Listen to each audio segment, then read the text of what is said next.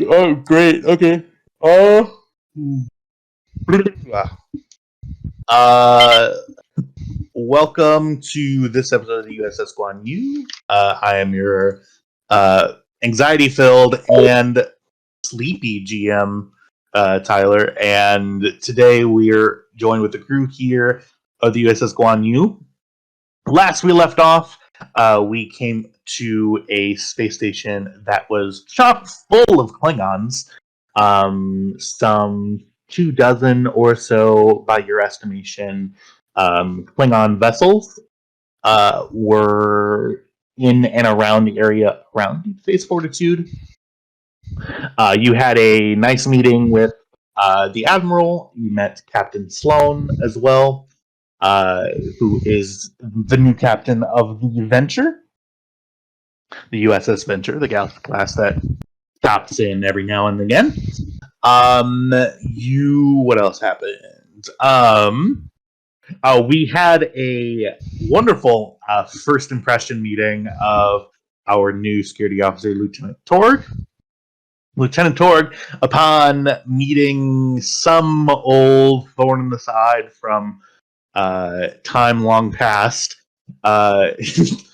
made swift work of this drunk Klingon and immediately put him into the ground and curb stomped him, I believe. Is that true? Yeah, it sounds true. It's amazing. That is an accurate representation of events. That I'm so glad. You're gonna fit in so well. I just love it. So continuing on, we leave off. I'm gonna open it up here at the beginning of the session here with the USS Guan Yu import with some minor repairs to do. You're gonna be in port for about 2 days. Before I open it up, though, I do want to. We're going to meet with our wonderful doctor, Dr. Hagen. I'm trying to find a map token for a sick bay, Guan Yu, and sick bay. In there. Awesome. They shouldn't have access to the tile tokens. I didn't put that tile token there. They only have access to actual rooms on the ship, not the miscellaneous folder. Oh. Okay, cool. Awesome. So, you are actually on board the, not on board the ship, you are on board the Deep Space Fortitude in their med bay. Their med bay is a lot larger than your ship med bay. It has probably around a dozen bio beds, 2 or 3 surgical suites, I would say, just in the event of an emergency.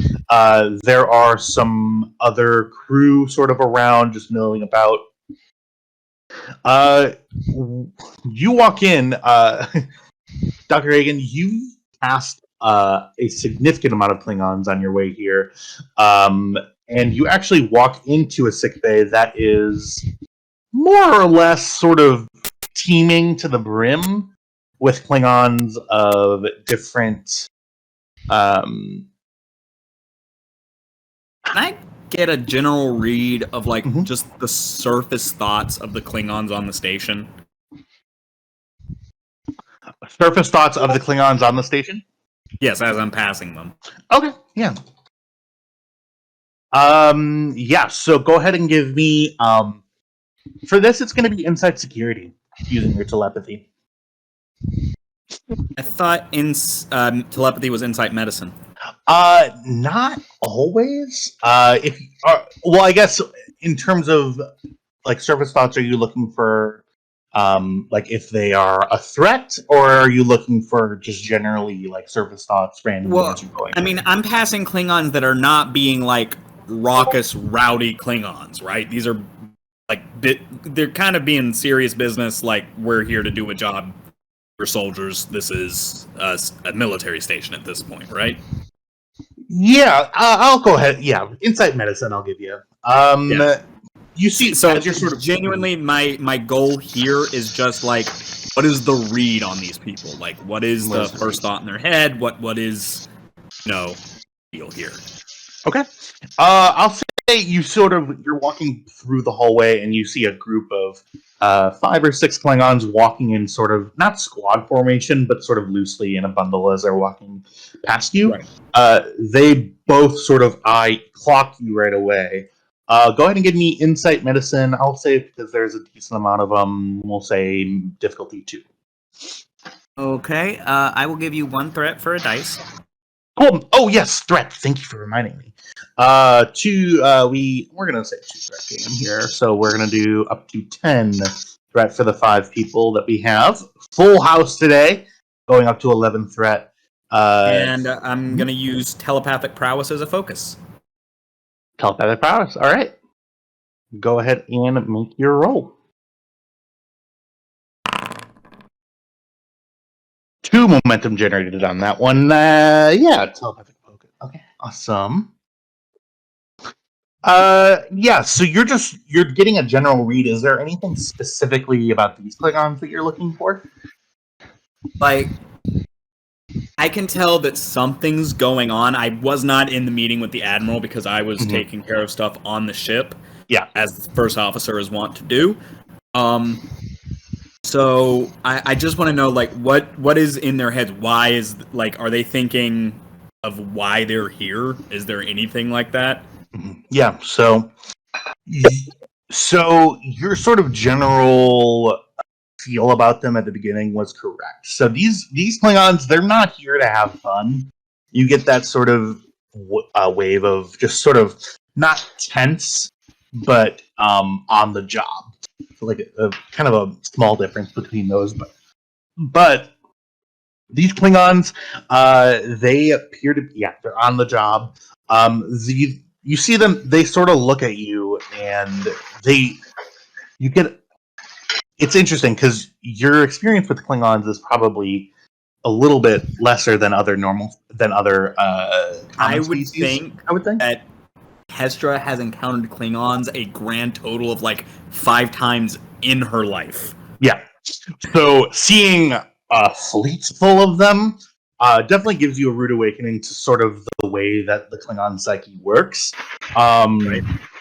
These Klingons walk by you. They don't stop walking. They continue walking. They slow a little bit and look at you, and they make eye contact with you.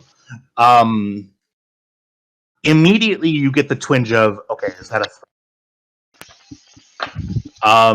And you get the feeling that they did not see you as a threat, considering the fact that you're 5'4".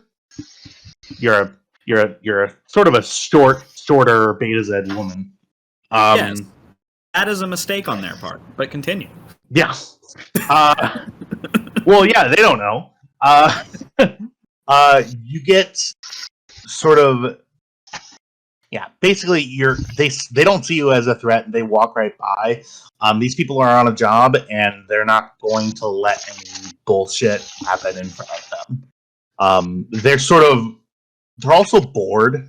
Being Klingons on a Federation starship, they're really bored. They're just walking, like sort of wandering, trying to find something to do, and honestly, to figure out like the way that these sort of winding hallways connect to each other. It's not a huge station, but it's still a space station. So that's sort of your general review.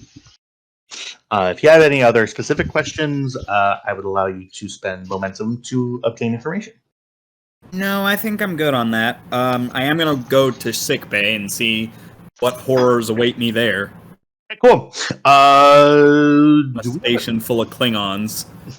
Do we have a generic Klingon token? Of course not. You didn't ask for one. That's 30 why seconds. he's got one. Lower. I have one, but I don't have one ready. Okay. Well, I'll just take a badge then. I got one. Give me a second. Okay. You find it. If you want to give me a smattering of 4 or 5, that would be great. You'll get one. Oh, okay. And you'll like it.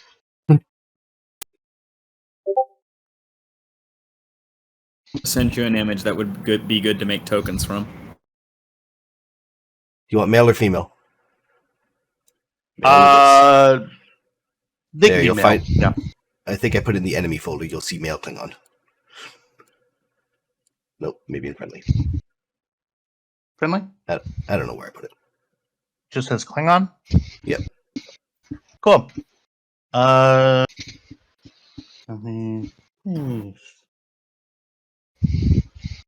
Oh dear.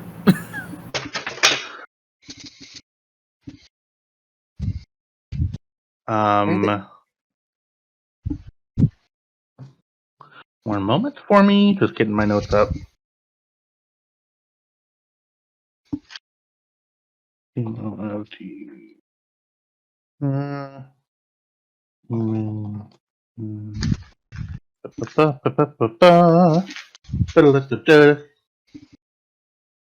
Okay. One moment here. Sorry, just getting everything all put in. Okay. This is quite a few Klingons. There's quite a few Klingons, eh? Yeah, so you walk into a sick bay. The first thing that hits you is the smell. Not generally associated with a Federation smell. You smell sort of sweat and blood. You walk in and you see to your right. I would say that it's maybe at half capacity right now. You see like 2 or 3 nurses are sort of milling around. One's grabbing like a hollow a stem. Oh god, a stem. Hollow. What? What's the word? Are you talking about a hypospray? Hypospray. Yes, thank you. You got the H and the I was S, trying but that's to as far figure as out you can what the go. hell you were saying. A hyperspray, and you see a Klingon just sort of goes like, "No, I don't want that. The pain helps me learn." And you see, to your right, there are 3 Klingons who don't seem to be being assisted. They appear to just be waiting. And then there's a Klingon standing behind the one that Nurse Frederick is working on. Yeah, you have 3 Klingons in front of you. That aren't not being Cursory serviced. glance over these 3. Any of them seriously injured, or is this just more of a ouchies, boo-boos, things that are going to heal on their own, and the Klingons won't let me help them with it anyway?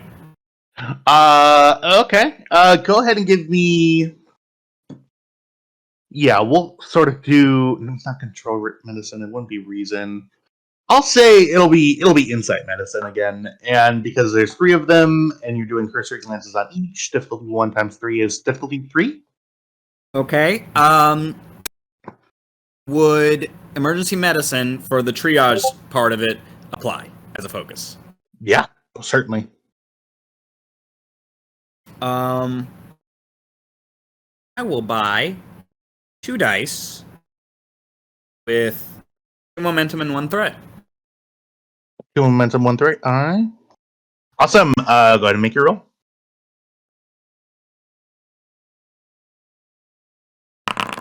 Oh dear.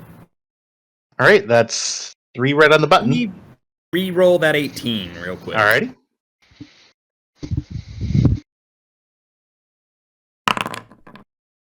Hey. 1 momentum generated. Awesome. Great. So you see this guy here. Your question was specifically, are they seriously injured, or is it just ouchies and boo-boos?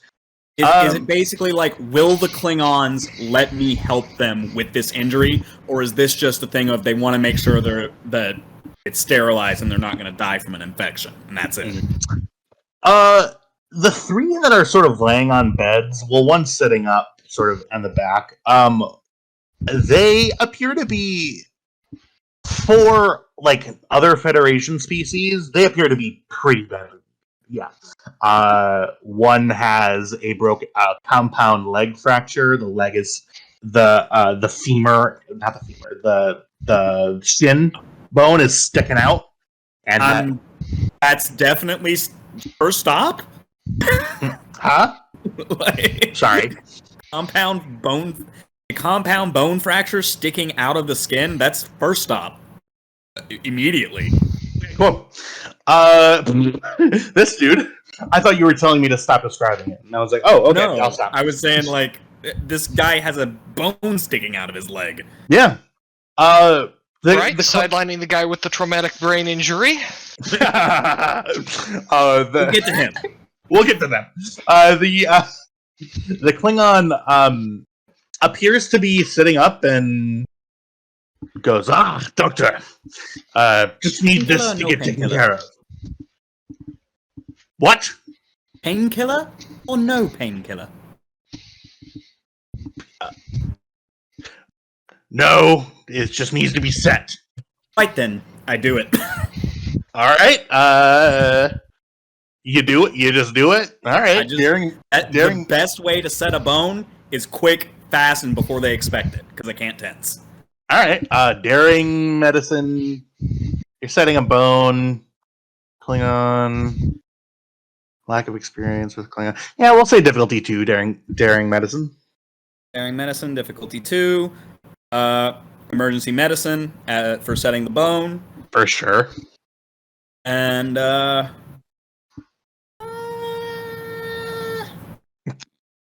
spend a momentum to get a dice. Cool. Maybe 2 threat for another one. Why not?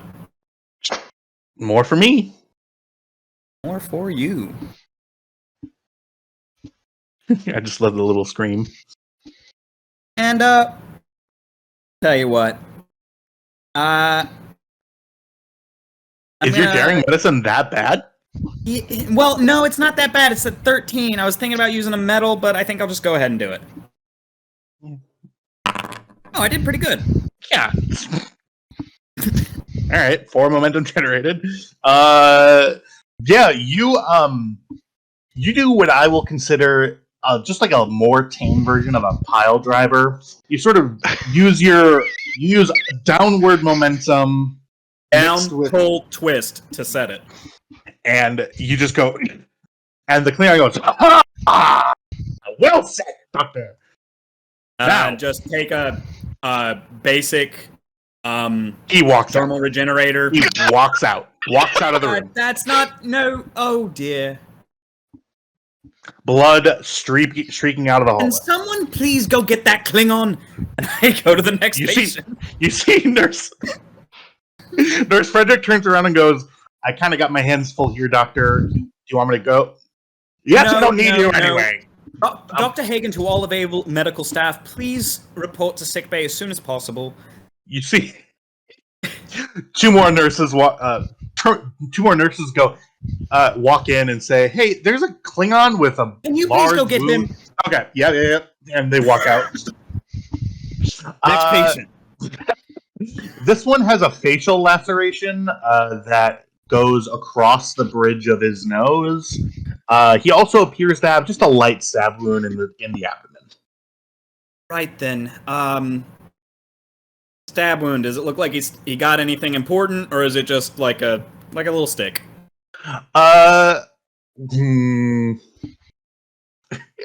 This is so fun. Reason? Are you doing like a full exam on him, or what are you doing? I'm doing enough of an exam to know whether or not that needs to be treated immediately, or if it just needs a dermal regenerator and move on to the facial laceration. Mm-hmm. Because if he dies from internal bleeding, I lose my job. So yeah, I'll take a momentum. I'll spend it. Yeah, you see, the facial lac is bleeding profusely. It appears to be, like I mentioned, it's a light stabbing. Right. So, he might have just nicked himself on the edge of a batleth or something. It is bleeding, but you think that a dermal regenerator would be able to do it. Right then, I grab the dermal regenerator. The stab wound, I close. The laceration, I just run a light scan over. Be like, that'll make a nice scar. Move on. Thank you, Doctor. And this one walks out. All right. And the third patient. This one's unconscious. Tricorder scan. This, yeah, go ahead and scan him. Reason, medicine, difficulty 1. All right. Emergency medicine as a focus? Yeah.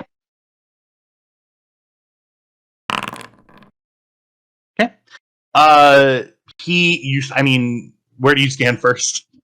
His head. If he's unconscious, it's his head immediately.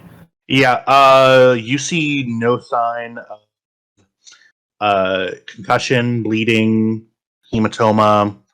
You see no trauma at all to his brain. Blood alcohol content. Through the roof, just astounding. It's just like I grab a detoxification agent and inject him. Okay. There is a medicine specifically for that Starfleet has. It's I gotcha. It makes No, me I'm not. sad. I'm not contesting that. Just something happens. Make daring security opposed for. airing security opposed. Yep. He's asleep.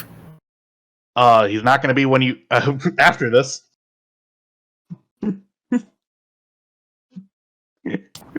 That's a fair point. Mhm. Okay, well, that's those two scores actually aren't that bad. Okay. I will be spending a threat or a momentum rather. Cool. Get an extra dice. I'll spend it right back at you. I don't have a thing that's useful here.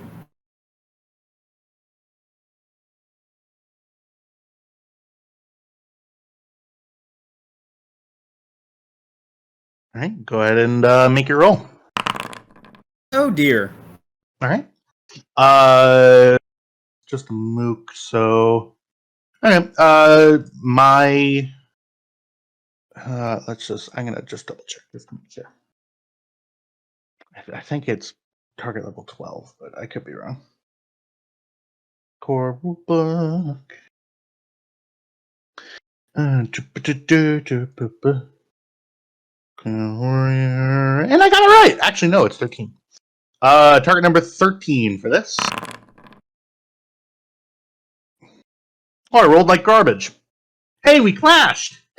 Once Okay. again, Actually, With no.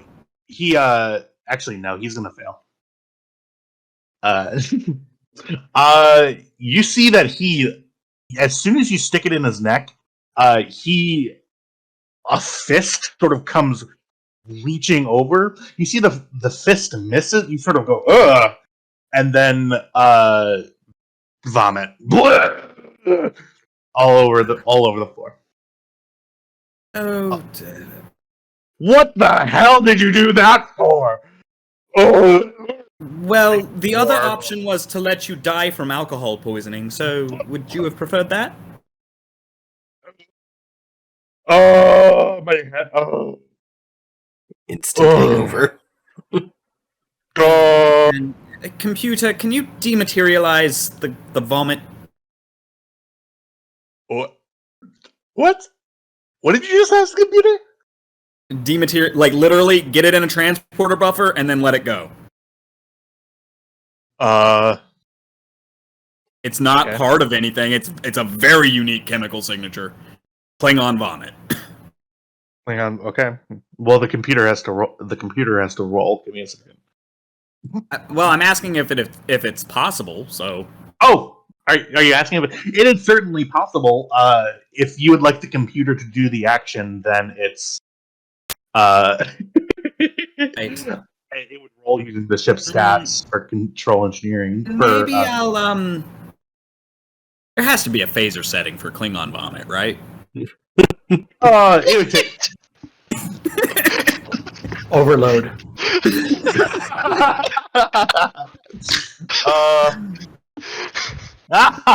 Overload. Oh my god.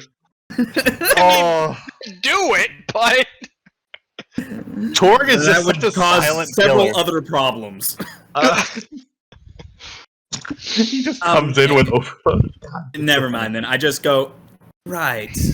Maybe you sleep this one off. I was trying, but then oh god. You were going to probably choke on your own vomit and die had I left you. So Ugh. that's no way to end up in Stovacor. I slap his back and I move on. Hmm. Ooh, that's getting really close to honor. Is it a good way to die if you choke on your own vomit in a sick bay, in a Federation sick bay? Yeah, all right. The Klingon shrugs that off and just goes. You actually see that he gets into the actual position you get into when you're in a The fetal hangover. position. And he goes. He grabs one of those terrible like pillows that you see in sick bay sometimes, and just Right. sort of hugs it. The pillow that could not possibly function as a pillow. Yeah, it's just like an inch taller than anything else. Right. You see Nurse Frederick's like,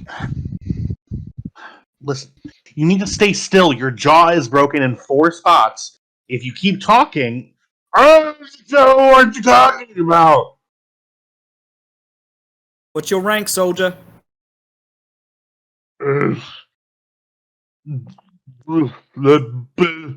It's unintelligible.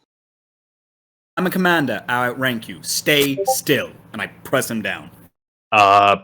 Presence command. Presence medicine. Yeah. That's doctor's orders. That's Anything presence medicine. Doctor's Yeah. orders. Presence medicine. Give me. Yeah. I'll say difficulty 1. Presence medicine. Spin a momentum, and would composure count as a focus? I don't think you're being really composed right now. This is composed for a Klingon. Yeah, but you're not a Klingon. No, but my patient is. That's the thing. I'm trying to project that. Like, hey, outrank you. You need to stay down right now. Mm-hmm. I'll allow it at a complication increase. Complication 2? Yeah. Okay. Basically, just don't roll 19 or 20.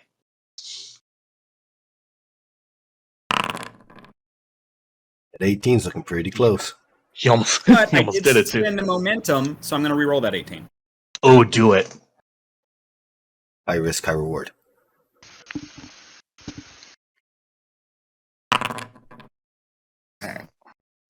All right, enough of the juice and the momentum. Jesus.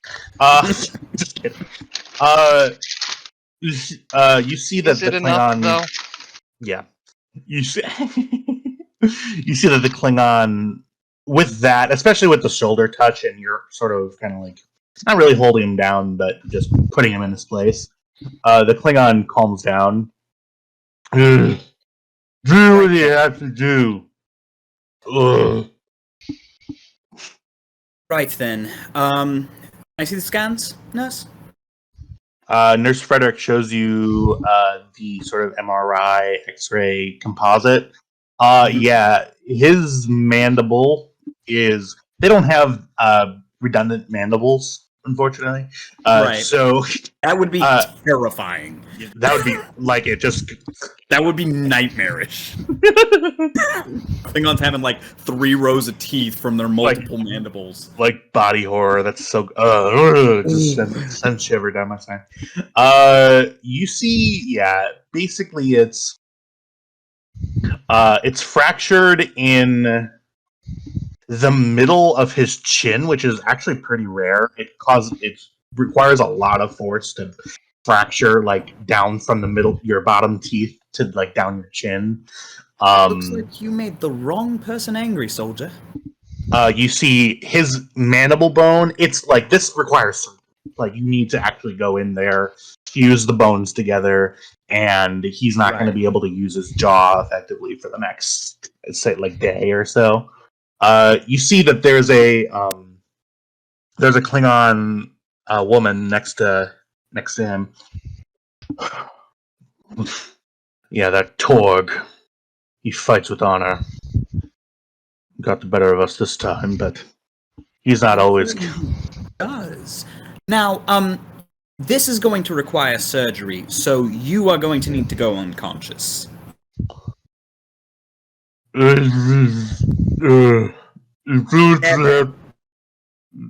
Anestazine. right. He goes unconscious. The other Klingon sort of touches his shoulder, and she gets up and says, "Do your best work, Doctor." Certainly.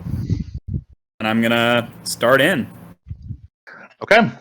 For the purposes of brevity, it's a pretty simple procedure. The only hitches that you get is Klingon physiology, just bone structure, the way it's supposed to look.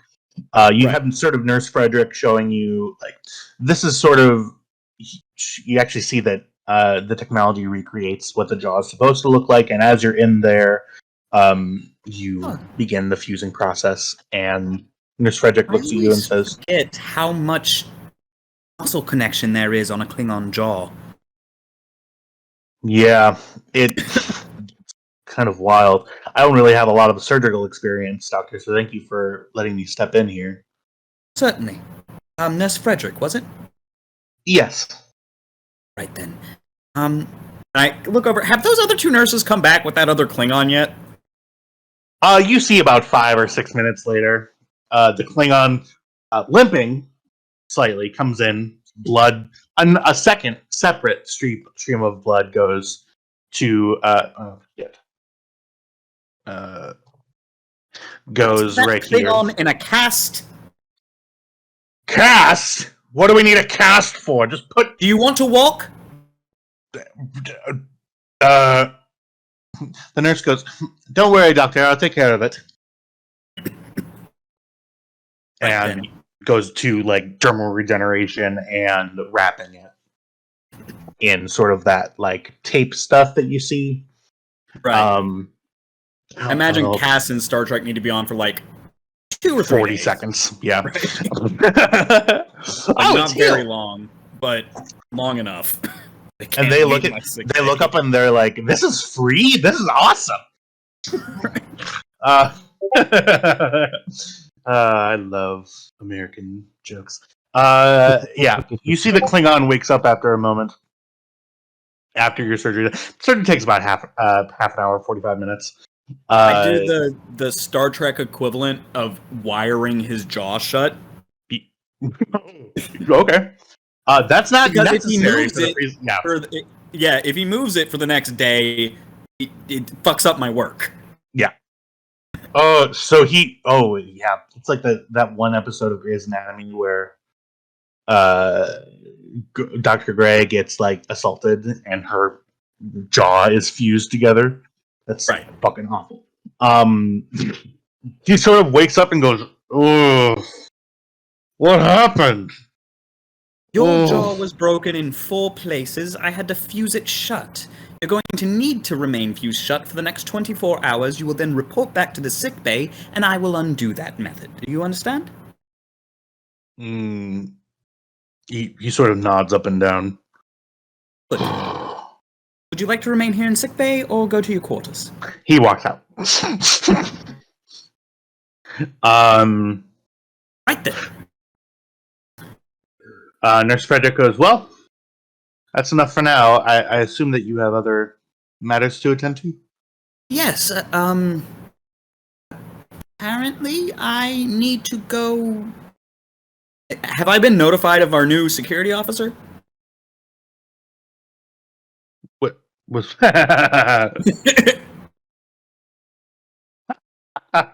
No, it wasn't an option for you. You were going to get tackled by security, I think. Hey, if you get a punch card 4 times in sick bay, you don't get to leave without a security escort. There's a conduit on that wall. Walk away. The fact that that's a joke tells me something about my DMing style that I need to look at it. Anyways, continuing. Sorry, what was the question? Oh, yes. You like, after the surgery, you see on your tablet just like a standard notification of change of crew. On the top of that list, you see some crew gets rotated out from the crew of D Space Nine. You see on the top, you see a Lieutenant Torg, who is, according to the brief personnel file attached to it, is the Guan Yu's new security officer. Chief Stew. Well, apparently I need to go meet the man that broke that Klingon's jaw. Nurse Frederick goes, "Ah, well, good luck with that, Doctor." Nurse, And- if you need me, please do let me know. And I leave. Okay. You run out. Yeah, you see a blood trail sort of goes to your right down the hallway a little bit. And then again circles back. Why are Klingons like this? I walk towards my ship. Okay. I'm going to go ahead and that was a great scene. Thank you. I'm going to go ahead and open it up actually here. But before we do that, I do want to take a little bit of a break. I need to use the potty and I want to get something to drink. So I will return. Let's say it's 26 now. We'll say we'll be back here at what? 36? 10 minutes? 10 minutes to use the bathroom, get a drink. Damn. All right, whatever you guys want to do. Carry on. It's your game. That works for me, however long you need to take. Okay. I will No matter what you choose, we're going to make fun of you. Cool. Right. I kind of figured. It's the standard. All right. I will be right back. I walked into a sick bay full of Klingons and thought, what is the least polite way to deal with this? And that was the correct path. Yeah, working with Klingons, it's how you do.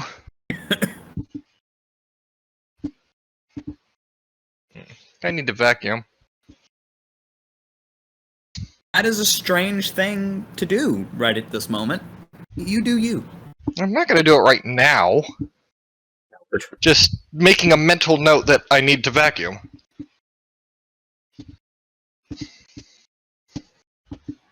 I am currently making dinner. The fun thing about that whole scene was that is how Hagen would like to be at all times. But she isn't. This just in. Hagen is a Klingon double agent. Rex. You can tell because of the way she is.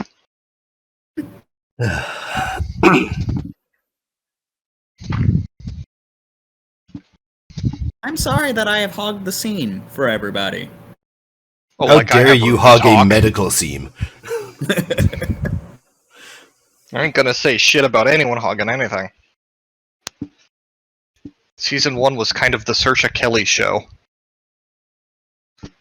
Yeah, that's because I wasn't here. I'm kidding. You were. You showed up after like 2 episodes. I thought I was like 4 episodes in. Maybe 4. Our OG doctor only showed up once. Yep. Who was your doctor before me? Thumbolian. I didn't even remember what race. I made the tokens. I remember all things. Like, actually streamed STO and made the Bolian. And it was just the worst Bolian ever.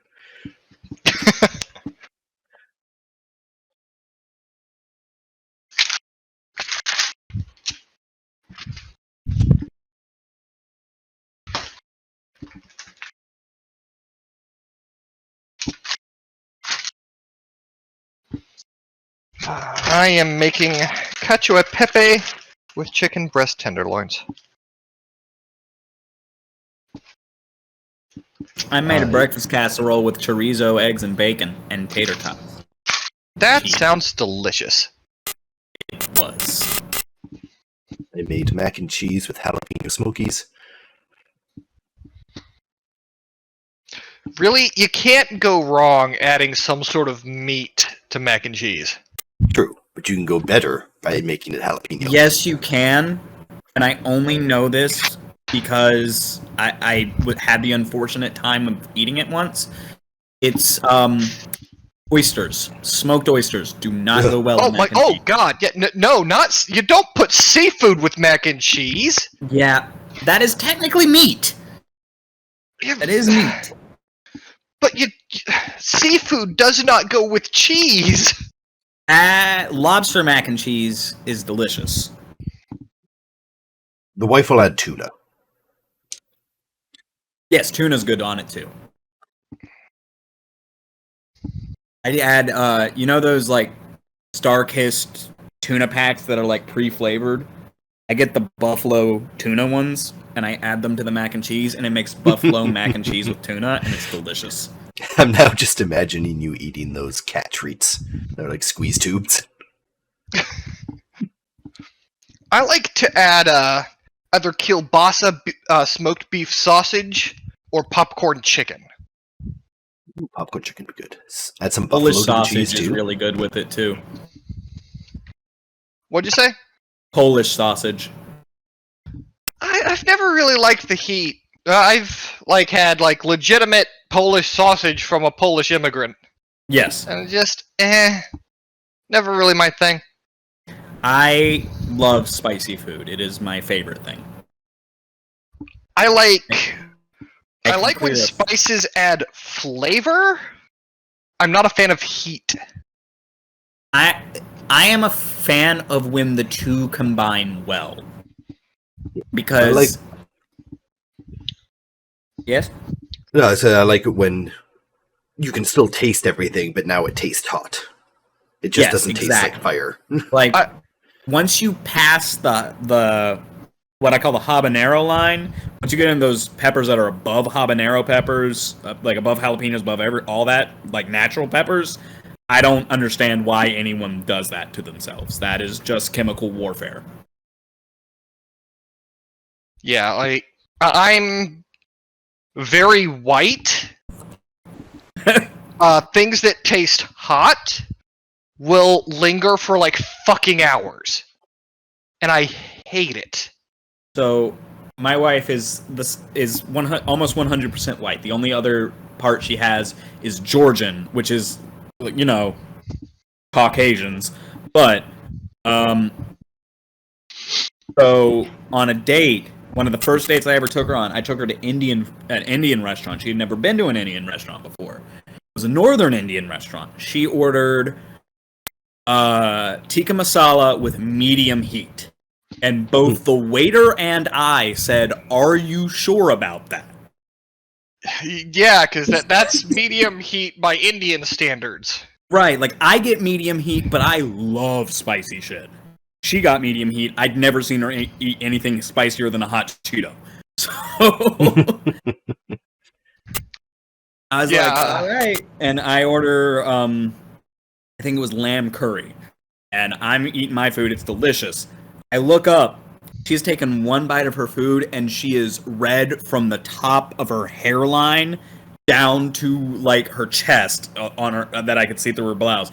And I was like, "Are you okay?" And she said, "No, it's so spicy." And I had to go get yogurt for her, but it was hilarious. Yup. You should have clarified beyond "Are you sure?" We both said it very concerned. I thought we communicated it effectively. We were both like, "It's really spicy. Are you sure?" And she was like, "Yeah, I'll be fine." GG. Narrator voice. She was not, in fact, fine. I have no context for that, but that sounded funny. First time I took my wife to Indian food, she got medium heat. What an idiot. Sorry, I didn't mean to call your wife an idiot. I'm so sorry. Wait, That's okay. What took that second to register? Right. I understand that it was your gut instinct. No, and I hey, respect that. I'm an improv guy. Just kidding. I've never been to an improv class. I probably should go, but You play D&D, you're an improv guy. Brennan Lee Mulligan said, like, all of his improv skills come from D&D, which is wild. Like, he went to, like, UCB or whatever in New York. That's how Vin Diesel got into acting. Dungeons and Dragons? Yes. Yeah. Mm. He's Well- been playing the same D&D character for something like 20 years. Hmm. Which Well, like, really tracks. explains why he's so protective of His family? Riddick. Family. Well, One of the Fast and Furious movies he turned down payment for in cash, and instead was paid in the rights to Riddick. that's wow. I respect the hell out of that. Do you know that Riddick's name is Richard B. Riddick? That's his name. I refuse to believe that. That's Whether his or not it's true. canon, its name. Whether name or is not Dick that is Riddick. true, I refuse to believe that that man's first name is Richard. It's Dick. Yeah, no. It's Dick Riddick. Dick Butt Riddick. That's what the B is short for. Dick Butt Riddick.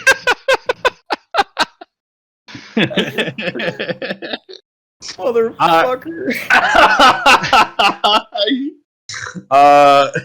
What an outdated Jail. internet joke. Immediately jail. Is that I wasn't even alive for. You need to leave. Yeah, sorry. Anyways, well, we're back, I think.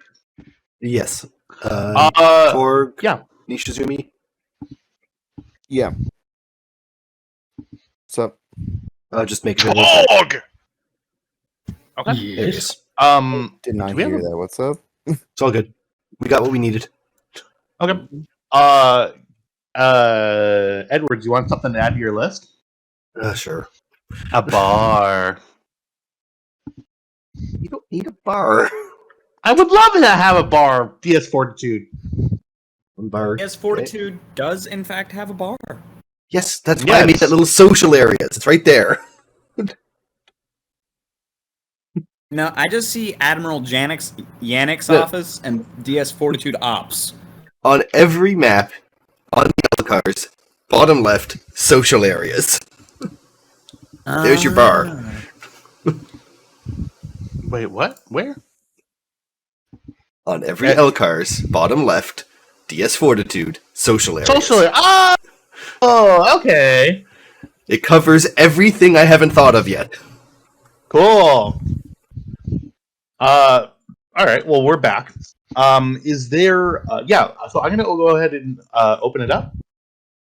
I know Hagen wanted to go and meet the first officer.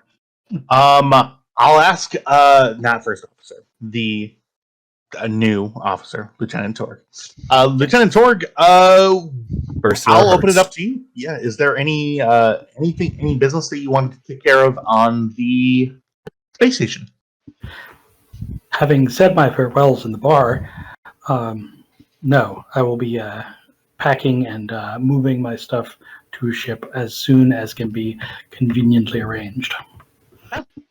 Yeah. So back at, I suppose at your quarters. We'll take a look here at your quarters.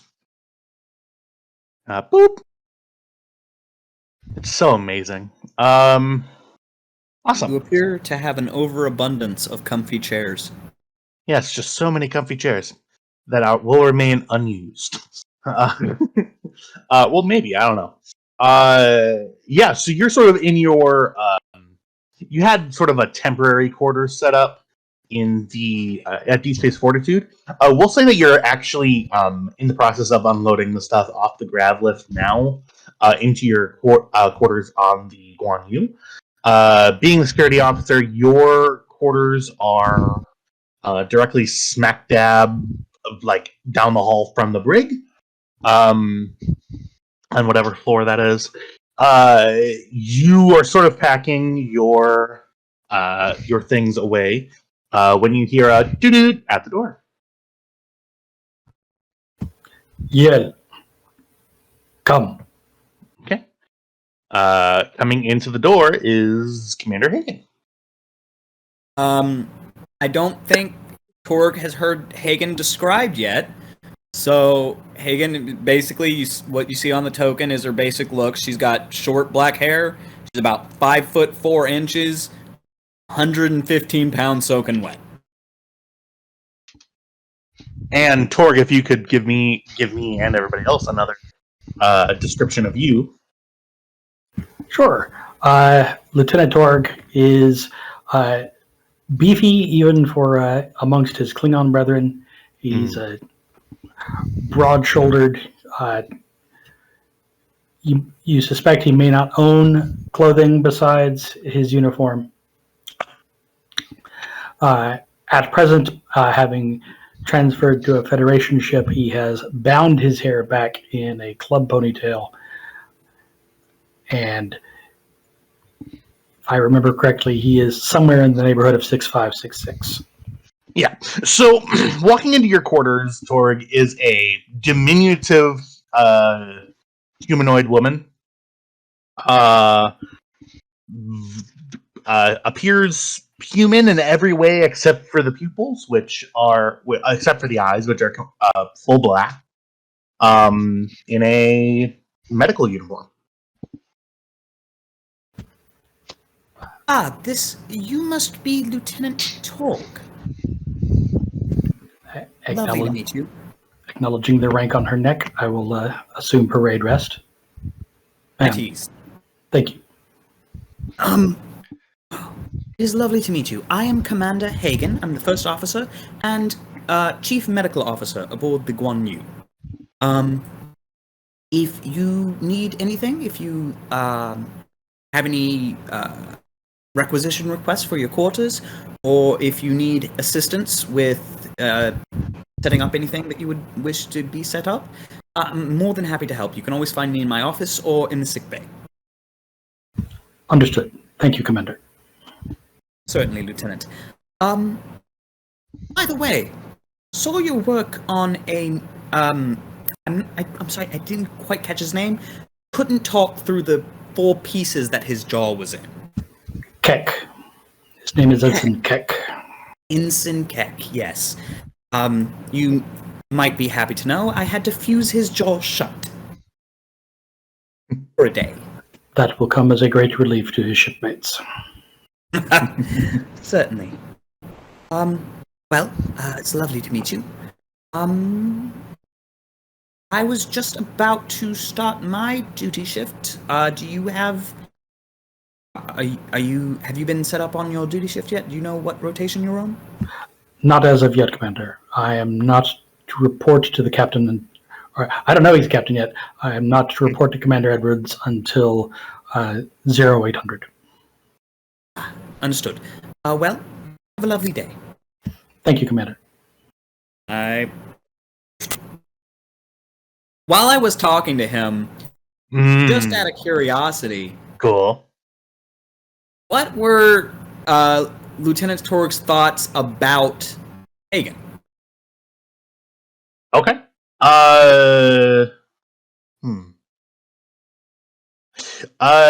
Okay. Here's a question. I need to look at Torg's sheet. Just one moment here for me. Composure as a focus. Okay. I will give Torg the option of opposing if you'd like. A telepathic player character is trying to get the thoughts of another telepathic player character. You can oppose it if you'd like, or I leave it up to you. Torg telepathic? No. Torg is not telepathic. No, he is. Okay. He is Klingon, and I'm gonna give the fact that he clocked that you were a Beta Z.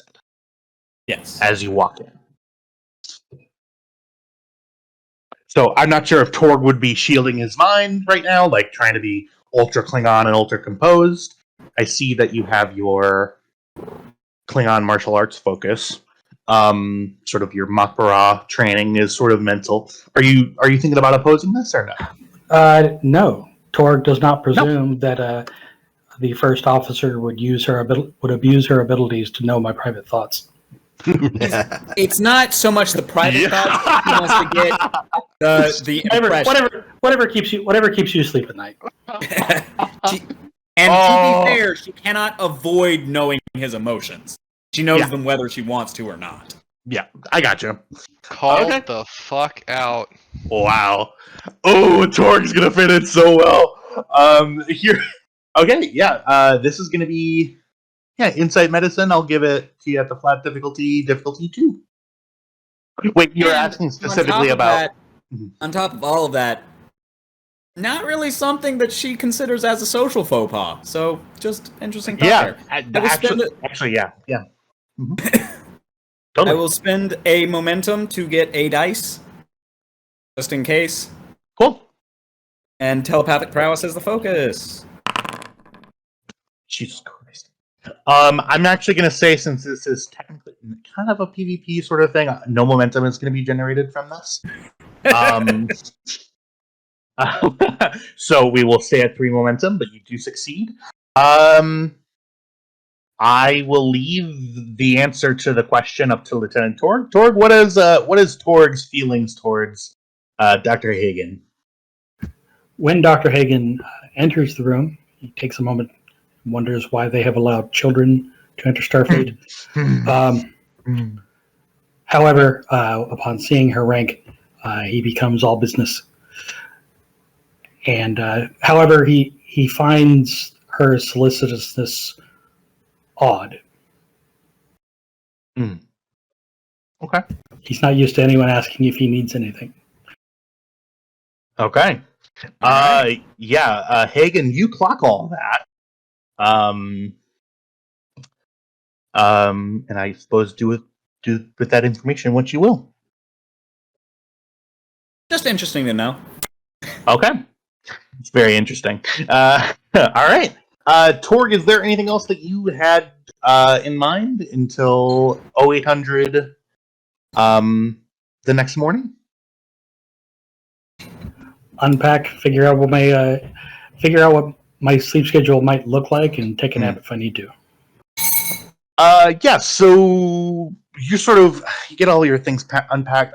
Are there any essentially personal items that you're bringing with you? Perhaps like your batleth or your engineering tools or anything like that? So because I didn't take the talent, I am not the proud owner of a batleth. But Guess I'll take that one off the wall then. While in his room, he will remove his disruptor. Okay. With just his dagger at his side. But other than that, the banner of his house, he will hang up, and he will put a couple of books on the shelf. What kind of books? Well, we have the Klingon Hamlet. Hamlet. The should be read. the translation of Hamlet into Klingon, or a Klingon version that's different from our Hamlet. Well, it is the original Klingon version that they translated into English. I see. Okay. GM's got some homework to do. Oh God. Fuck. Okay. That is actually real. Yep. Someone says you have not heard Hamlet until you have heard it in the original Klingon. Who says because General Chang, Star Trek 6. Yeah, because all of Earth's and most cultures' artists are the same alien entity from original series. He pops around to different planets and just keeps redoing his work. I can't believe that's canon. That's also the reason why I haven't watched any of the original series movies past the first half of 3. That actually was not stopped. that's not from the original series. That's actually from one of the motion picture movies. Yep, that's what I meant. You really ought to watch 2, 3, 4, and 6. I watched 2. 2 is I like 2. 2 is my jam. 2, 3, 4, and 6. Yes. Yeah. Maybe I'll watch those tonight. Definitely the even numbers. Star Trek movie was really, really good. Yeah. 3 is an awkward middle child, but 2, 3, and 4 form something of a trilogy. Right. Okay. That they follow each other's events. How cohesive and wonderful. Okay. And 6 is just one of the best Trek movies out there. Okay. Great. I will read those, and the fact that is canon is gonna. It really does. Like Shakespeare. If Shakespeare was alive now, he would not rest with this. He would steal somebody else's play, and then, anyways. If Shakespeare was alive now, imagine the fucking Twitter takes he'd have. His I Twitter make up would be words. nothing but dick and boob jokes, and we all know it. Mm-hmm. Yeah, sorry, Torg. And the other book. Sorry, what was the other book? Just his textbooks from the foreign officer class, the exchange officer class. So Okay. his guides to rank and things you should say, things you should not say, the purposes of the word please. Okay. Like manners 10, like Federation Manners 101. Like Yep. those classes. Okay, gotcha. Okay. Yeah, your room is set up. It's very comfortable and very Federation for you. The mattress on the bed does come off. If you'd like to just sleep on the beds or the panel underneath In it. fact, you can also change the color and intensity of the lights. Yes. If you'd like. Yes, we will put our lighting in the standard red orange haze that he is used to, and the mattress is going on the floor. Okay, cool. Great. It just sort of goes from a very like bright room for some reason, like why does the room need to be this bright, to very sort of like it feels like you're back, even though you know you're not. Feels like you're sort of back in a familiar territory. Okay, your room's all set up. Is there anything else that you had in mind until the next day? If not, that's okay. Yep, I'm good. Alrighty, you just let me know. Okay. Anybody else have anything that they'd like to do today? For this, like the first of your 2 days? No. Are we? This is like characters are currently are like on leave or off duty. Off duty, yeah, on leave, your ship's being prepared. You're Or sort of at, liberty. I guess you're sort of like on like a, if an emergency happens, you need to sort of be on call for it, but you're sort of allowed to do whatever. I don't know what the military term for that is, but Well, liberty. Liberty. Okay. Yeah, Liberty. I'll say that. All right. Well, I think I got something for Niche to do. Okay. What's that? She'll go ahead and test something out in the holodeck. Specifically, test out how durable the tank that they made. Okay. But it's just, of course, in the holodeck, of course. Just in the holodeck. Okay. Yeah, because we're not shooting at the real thing. Okay, sounds good. Let's get you to a holodeck. One moment. She'll be dressed in her Kuromori uniform because she's handling with tanks. For sure. Just Nish here, or are you calling anybody else? If anyone else wants to join in, they're more than welcome to. But Well, I mean, are you sending out an invite or what? Yeah, I'm just wondering if maybe you were inviting anybody, or she'll probably invite the chief engineer. okay. And maybe Edwards because he did help out with the tank. Okay, cool. Yeah, I would say it's about 6:30, 7 o'clock. Like, sorry, 1800. I'm thinking 1830, she 1900. probably should contact the Klingon as well because he's the new tactical officer, so he should probably be kept in the loop as of what is the tools that they got. Okay. Yeah, so Edwards, Kelly, and Torg, you all receive a communication inviting you to meet with your head flight controller in the, I'll say, a holodeck on the Guan. Alright, Sersha was actually right next door. Wow! Surprise. You see, coming out of this wall panel is Kelly. Hello. She is actually dressed in a dull gray jumpsuit, a pair of black boots, and over which she is wearing a leather jacket covered with an assortment of brightly colored patches. And she has a pair of aviators on. So like a flight suit with like a leather jacket on? That's exactly what Kelly's talking Alright. about. Edwards. How was your flight? I'll show up for a few Interrupted. moments. Oh, I do apologize. No, it's Edwards, fine. what's up? And she I does said not I'll even show say up for a anything few like moments. that. Yeah, this is going to be fun. Otherwise, I wouldn't have interrupted my flight. Well, well, I suppose it's gonna be fun if you like shooting at stuff Yeah, and blowing things up. Everyone likes shooting at stuff and blowing things up. Exactly, especially niche. We're speaking in the third person now. That's awesome. With that, Torg, are you? You get a communication from. You remember Lieutenant Jizumi sat next to you at the bar after the fight, and sort of you exchanged a word or two, and then just sat quietly. Do you answer the call to the holodeck? I do. Okay. You see. Oh, hang on one moment. And Edwards, did you answer the call as well? I'll show up for a few minutes, but I'm rather busy. Okay. Yeah, you needs to see. find check out what's something else going to on. injure him. Yeah, Well, he's run out of maybe- things on the Guan Yu. He's got to find new stuff. Maybe we can. Why do you think I got a turn pet off the- Klingon? Maybe Stabbing maybe, around every we- corner. Maybe we should invite him over here, turn off the safety protocols, and shoot him with a tank. There you go. That will injure him. With that, Lieutenant Torg walks around the corner.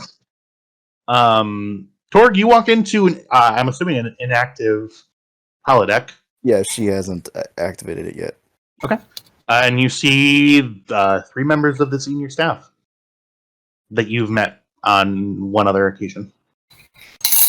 Good. All right. Wait. Okay. What time of the day is it? It's afternoon, evening, so 1830, 1900. So it'll be around evening then. Yep. So good evening, Torg. Is that right? Did I pronounce Yes. your name right? Okay, perfect. Greetings. Greetings to you. All right. I don't think we've actually been introduced. Wait. Have we all been? Yeah. Yeah. We've all Y'all been just introduced y'all to sat down next to him, and I called him out of the bar. Yeah, so I don't we think didn't he went actually back get in. have a chance Yeah. to be introduced. You met in passing. There was never a formal introduction. Yeah. Yes, that was going to be tomorrow morning after I had a quick brief with him, but seeing as we're all here, more or less. Saoirse, Iona, this is Torg, our new chief of security. Lieutenant Commander Saoirse Kelly, Chief Engineer. I am Lieutenant Nishizumi, daughter of the heiress of the Nishizumi style. Torg, do you know what is is it just English in Star Trek, or is it It's Go on. Universal Translator. That's the language. okay? Yeah. Unless things don't until- translate for some reason. Yeah, until people want to be eloquent in some other language. Right. I'm actually wondering what this would translate Okay, to in Klingon. I meant to say daughter of future heiress of the Nishizumi style. My bad. Oh, no, that makes Shiho is the current leader of the philosophy at this point, or the training technique, or whatever you call it. Awesome. Great. Which would be her grandmother, actually. So Cool. Torg, what you get translated back to you is that Nishizumi's family has some sort of rank back on Earth, or like ancestral sort of a line of some sort. It doesn't translate completely into Klingon, but you get the gist, I would say. she's speaking English. She's not speaking German or Japanese or anything like that. It's a question of what the Universal Translator does. Yeah. Oh, So the translator is taking what you're saying and translating it into Klingon, and English and Klingon, two different languages, just from the sheer nature of linguistics. So just like that translation is it's a little bit more robotic and lacking nuance, but you get the gist. Is my point. Yeah. I am Torg, son of Crone, of House Krug. Pleasure. All right. I've gathered all of you guys here today because as some of you are already aware that of the Sabretooth's completion. I'm afraid, Torg, you are unaware of this project, but you will see in a minute. Computer, please put up the Panzerkampfwagen Sabretooth. Okay. It asks you. The computer asks, "What stage of launch would you like the Sabretooth program to initialize at? In flight, in transition, or on ground?" Ground, please. Okay. Specifications of planet and environment. Let's do the Kurmormine's training grounds, please. It's just basically grass and plains. Grass and okay. Grassy plains. Grassy plains. Gotcha. The holodeck comes and flickers on. In front of you is the Sabretooth tank and its tank sort of outfitting. You're sort of in the middle of a plain, sort of green grass, sort of flowing in the wind. The sun appears. It's about 3 or 4 o'clock here. The air smells sweet from a flower patch that's nearby. You see also sort of counterposed against this sort of just idyllic beauty is just some craters. You see some smattering of debris and wreckage around you. And this is where you find yourself. Welcome to my home. Kurmormine training grounds of the Kurmormine Academy. Computer, please also animate a Panzerkampfwagen Tiger Osf B. Okay. In Also front of you from- is a tiger tank. I Tiger can't 2. be any. It's a Tiger 2, is what it is. Okay, cool. That has no reference to me as a human being, but you see what you see. Okay. So what we're going to be doing is we're going to be doing some durability armor testing of the Sabretooth. I'm pretty sure an 88 millimeter is just going to be bouncing off it, but I'm hoping so. Well, it's Starship grade hull plating, Niche. If it Right. can't handle a flak 88, it certainly wouldn't be able to handle a hand phaser. Exactly, which is kind of why I want to test that out, just to make sure. Didn't test that during assembly or design. We Come on, I read the tested it. specs. All right. She just wants to blow things up. Let her blow things up. I know. Let's crank up the damage. And we'll start off with this, and then we'll move on to something much bigger, maybe a phaser cannon. Now we're talking. Okay. All right, let's throw Alright. some rocks at this thing. Do you pick up a rock and throw it? Well, no, that's the tank shell. Oh, far as okay. I thought Wait, they were. hold on a sec. The Sabretooth has shields, so we're going to go ahead and turn off those shields. Okay. Just to test out the armor of the vehicle. In order to, so let me get some more specifications of exactly what you're looking for. Are you looking to do a combat test right now, or are you looking to stand outside of the tank and see how it takes the damage, or are you looking to be inside the tank as the stuff is happening? Well, Well, the safety protocols is on, I suppose. Yeah. So Yeah, safety protocols are on, so you're in no okay. danger. All right. So we'll have someone inside the vehicle. I would. Well, I don't want to ask Edwards because Edwards is always I'll do getting injured. Kelly, I helped yeah. design it. I'm second most qualified person here. Fair enough. Kelly, you walk up to the. You sort of go around to the back end where the shuttle bay door normally is. Upon you walking, you hear sort of a like a background hum as the back shuttle bay door opens and extends actually so that it hits to the ground. This thing is pretty tall. I mean, if it's I would say it's scale 2, so it's probably 2 of you standing on top of you tall. It's pretty. I mean, you have space to walk around inside, so of course, you walk in. This is a question for Nish, I suppose, since Nish made the program. What module would you have equipped it as? Let's do the tactical one. Tactical one? Okay, Yeah. Saber 2. Sounds good. Yeah, the one with the cannon. The one with the cannon. Awesome. You walk in and you see sort of internal weapon circuitry Get packed Niche away. a cannon. Niche loves cannons. And as you sort of walk in, you see the tactical displays. Whoa. You see, instead of like the Starfleet blue-white light, you see sort of a like a light reddish sort of color going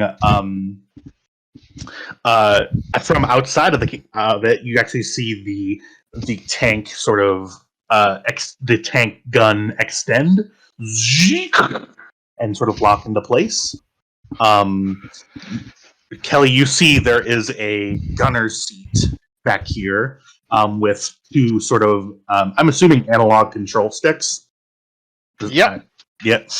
And in front of you is a sort of a miniaturized LCAR display.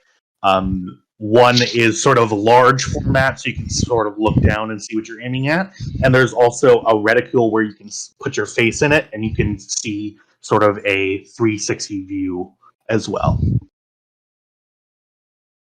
She looks at it a moment and goes, I'm going to build a helmet mount for that. First, That's she's going probably to a good idea. Edwards is into the she's going to hop into the driver's seat, power everything up, close the hatch. The hatch closes. You see those. You can kind of see it. Normally, those just sit up and are sort of landing struts. The landing struts sort of lock down, and you see repulsors start firing, and you see it starts floating about, I would say, 3 or 4 feet above the air. It's repulsor, so there's no wind. It's not like it's a thruster or anything.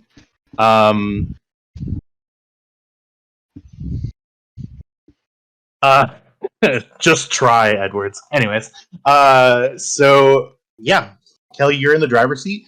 Up sort of a streamlined LCAR set up in front of you with you see that it has 3D movement. It can go up slightly, but the repulsors are only powerful enough for it to go about, like, I would say 10 or 11 feet high. It has full access of movement, so it can move forwards, backwards, left, right, diagonally, and anywhere between. Just according to Keikaku. Sorry, what? It's a meme. Okay. And again, all of your memes and like tank stuff gonna go right over my head. And you see that the where normally there would be a window, you see that a wall sort of comes in front of it, and the window blocks out, and then a screen comes on. And from externally, you see the shutters sort of close over the window spaces. And this tank is operational. Nish, you're looking at your sort of pièce de résistance, if I may. What's going through Nisha's head? Glorious. Okay. And you see the Tiger tank. The simulation starts. So I mean, the Tiger tank's gun aims, and we actually have to be in it in order to actually fire that gun in that King Tiger. okay. So, Can we say maybe that it's a simulated thing that there's screw inside that? You did say animate one. I said animate a vehicle, didn't animate crew. Did you? Do you want to drive the Tiger tank? Yes, we will. Okay. Nish goes in. Nish. She'll be the gun. Yeah. She'll be the gunner. Torg, if you would like to be the loader, you're more than welcome to join. You want to drive the Tiger tank, Nishizumi? Yes, very much so. Torg, you're looking at by Klingon standards, ancient weapons technology. I actually don't know if Klingons ever had this level of technology. Or any kind of They did go from like straight medieval technology to travel the stars because of the Herc. The Herc, yes. Now I'm going to correct you on. Actually, it's not canon. There are some video games where Klingons have ground forces and stuff.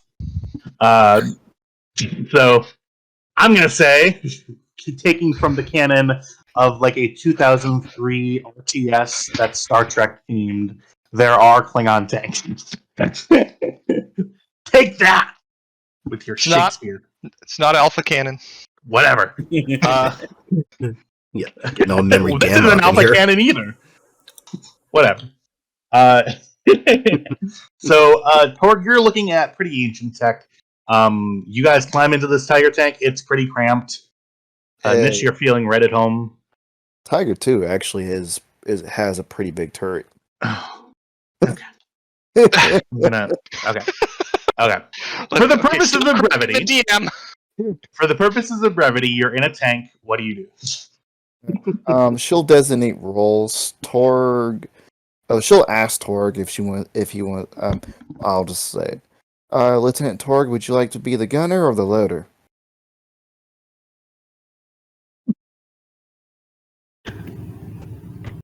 I'm really. I shall load for now. Okay. Edwards, you can be the commander because we kind of need eyes anyway on what we're actually hitting. Because we do have a sights inside the vehicle, but it's limited. All right, fair enough. I'm going to crawl up onto this ancient tank and get in it.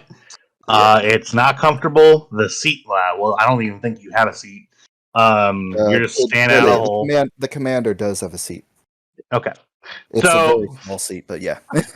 So start with I know nothing about tanks, and then you can just know that. That doesn't mean that I always need to know exactly what the specifications of the tank is. Just for the purposes of doing this. I mean, Nishizumi will admit this is a pretty old tank of like today's standards now. Cool. But I mean, it is a tank that she always drove during competitions. Cool. Hold on a second. Door, be right back. Oh, great.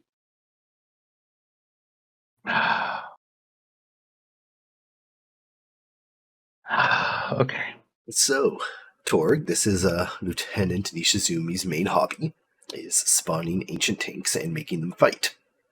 She is going to use this to check the durability of our brand new spacefaring tank modular system.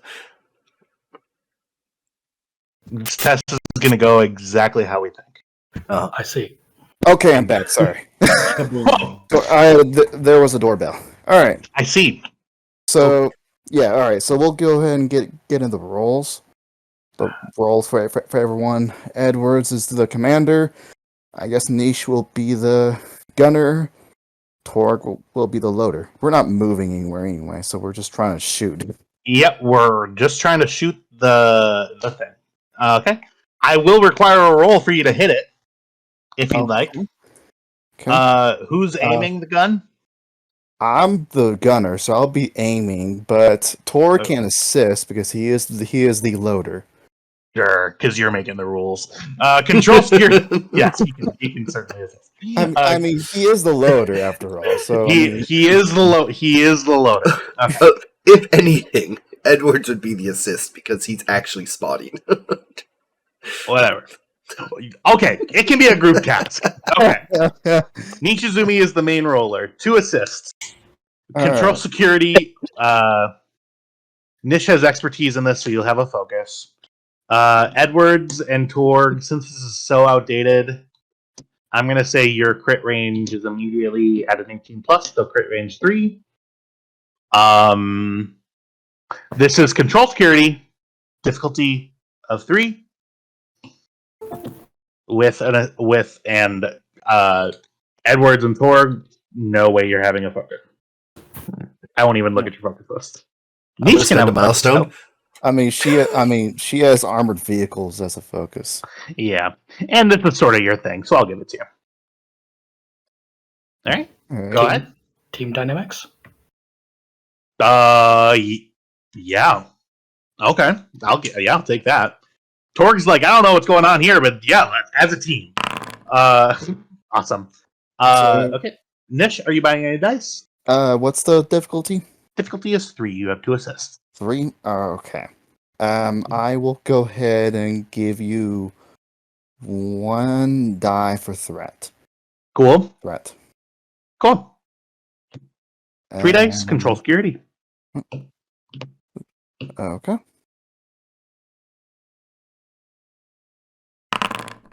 All right, and just 1 dice from both Torg and Edward.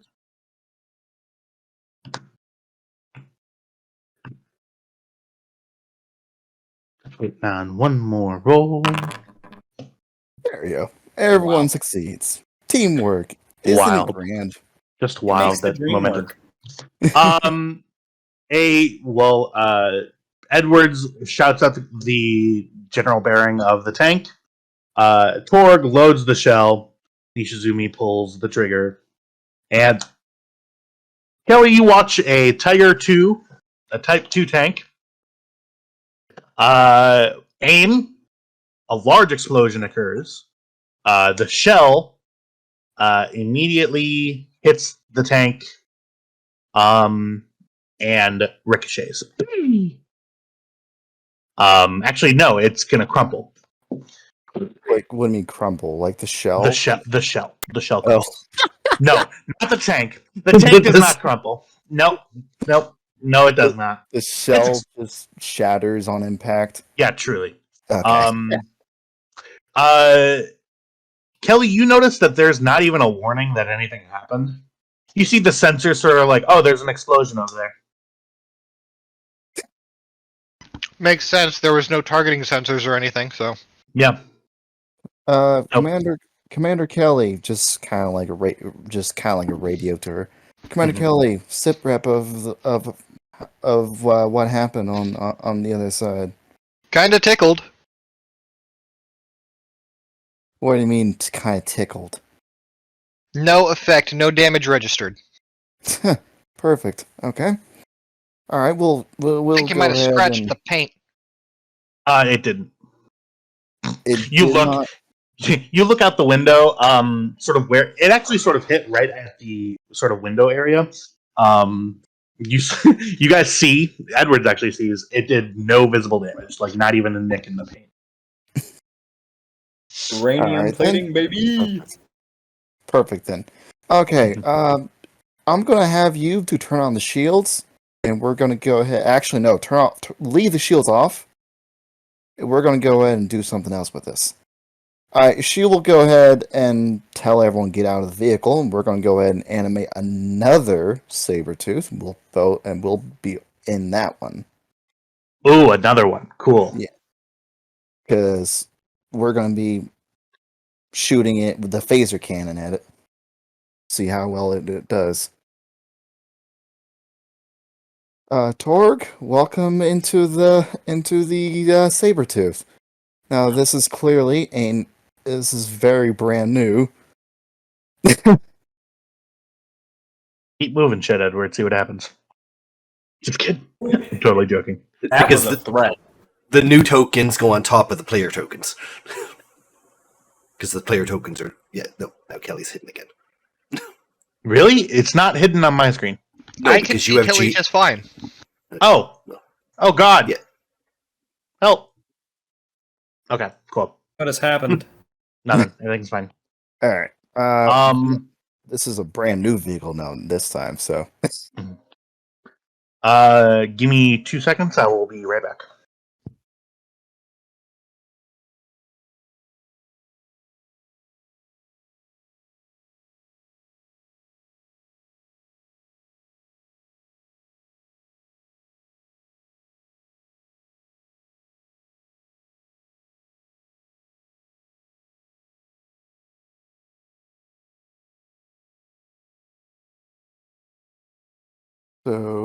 how's life? No worse for wear.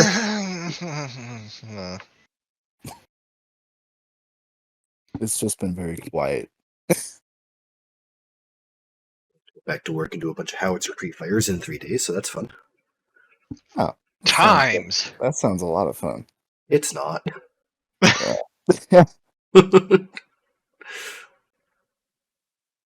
And everyone's like, oh, you get to go to the range. I'm like, yep, that's going to be fun. No, it's a fucking howitzer. It's going to be loud. And you know what I'm not going to see? The thing that's 10 kilometers away they're shooting at. All right, I'm back. Sorry about that. Welcome back, ya hack. What was it for? A hack? This is all original content. Yeah.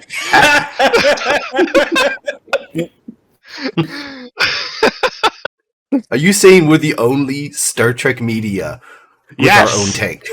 Yes, I mean, we kind of are. we Is really there are. another form of Star Trek media that has a tank? Video That's what I'm games. asking. There are no video games. Profoundly Yes, there are. non-canon video There are games. so many Star Trek video games. Are you kidding me? No, there are no video games that actually have a tank in it. A Starfleet What? tank. Oh, I mean, Star Trek Online has some walkers for like the VOG. We have been seeing in Ukraine why tanks will be phasing out in a few years. That is no, absolutely no. incorrect, because what You- is happening in the Ukraine is a radical departure from any sort of accepted military doctrine. You are literally watching 5-year-olds play with tanks. You are watching the most incompetent military force on Earth. Yeah, jeez. this is shit that Oh, would jeez. get you wrecked by a noob in StarCraft. That's the level of tactics we're seeing Russia employ. oh, jeez. They can't even fucking Zerg rush properly. All right. All right. All right, so back to Okay, cool. Yeah, back to this. And now with our opinion on the Ukraine-Russia crisis, here with everything. 5 experts on warfare and tactics. Look, if you send in the tanks single file down one goddamn road with no infantry support, you don't get to be upset when they get wrecked. Well, you And do. that but was- they'll get to and laugh that- at you. And that was renowned military expert and real person, Jack. Whose address is 127. Real person. I have his phone number.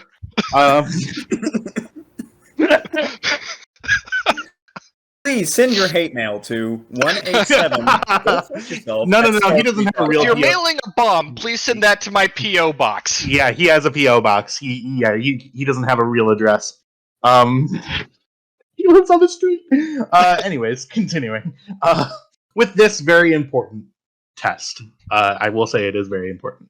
Okay. I'm assuming that the new tank that you're spawning is of the same thing. Yeah. So I'm assuming. Okay. So that has the 4 security rating. Perfect. Weapons. Okay. Awesome. Let's go ahead and modules, attacks, weaponry, and weapons. Okay. So I believe a phaser cannon is scale +4 in damage. So it's 2 plus 4. Okay, cool. Awesome. You guys make your way into the Sabertooth, the attacking Sabertooth. And we're doing this without shields. Yes. Cool. Without shields this time. Okay. The second round we'll do with shields. See how that goes. Okay. Nishizumi, are you going to sit in the gunner's position, or? This time, since we're kind of like using starship grade weaponry on this thing, Yeah, Horror might actually be Vero the best lead. That and there's crew support too, so Yeah. Bruce is just watching the show. Well, actually, no. So crew support isn't. It has more than 2 slots in it. Yeah, It- more. It has a pilot, co-pilot, gunner. Yeah. So crew support is just about how many additional people, like supporting characters, can be in it. It doesn't mean how many player characters can be in it, because the Guan Yu has a Yeah, normal. no, I'm not saying I can't be in there, but like you look at the actual shuttles, it tells you can have up to 2 crew with 2 passengers. So that means 2 people can actually do things, whereas it can hold additional passengers afterwards. Okay, I see. We might want to workshop that slightly just for this, because I think it would have a pilot, co-pilot, and a gunner. There should be like a driver and a co-driver and Driver, the person who does everything else, and the third person who does. So you should have a commander, driver, gunner. Yeah.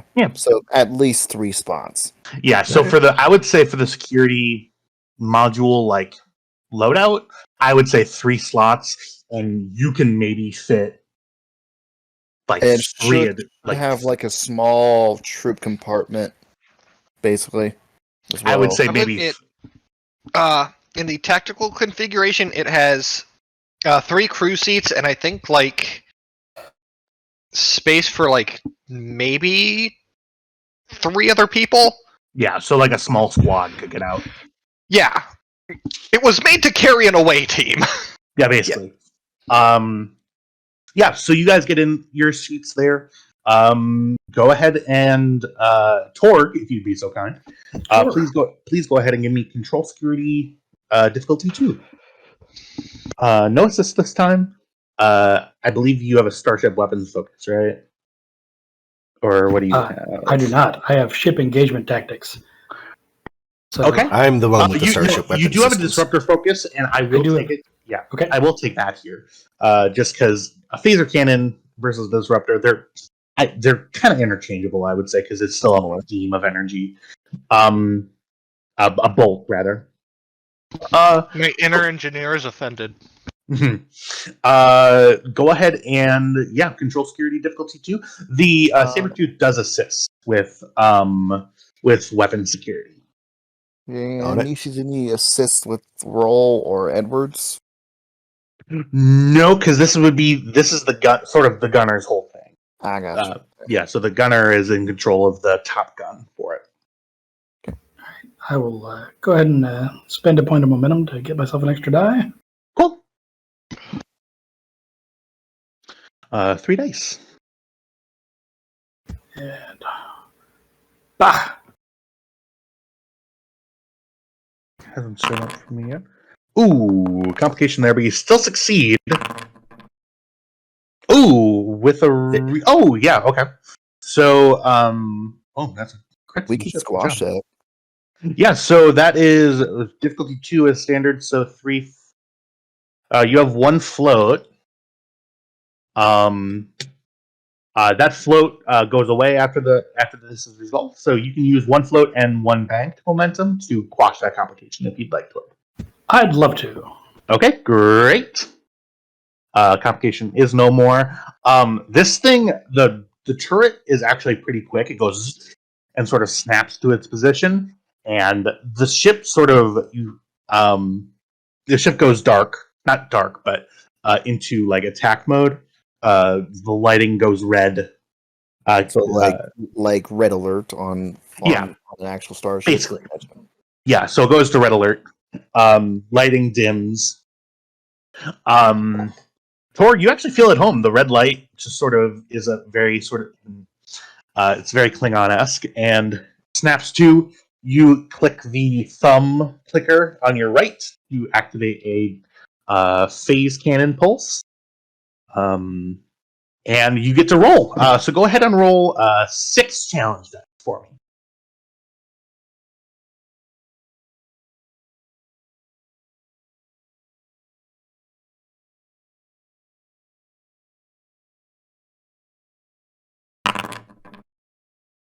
Good roll. And I believe do phaser cannons have vicious, or are they still versatile?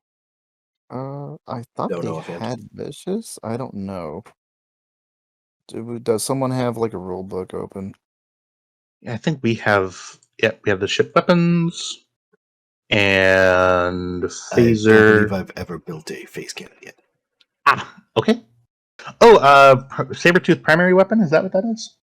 No. Oh, those aren't built yet. Okay. I don't think it has. Just one moment here. Stand by. Starship Yeah, combat. those are news to me.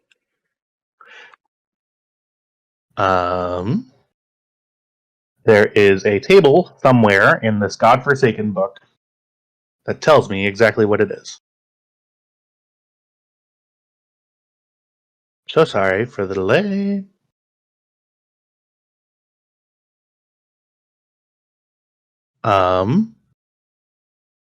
Making an attack. There. I swear to God, isn't there a weapons table somewhere? Yes, there is. Do you know where it is? Get on it. Ugh. Starship Rules. It's in that, not in combat, I bet. I lied. If you find it, yell out so I can know to stop looking. Yep.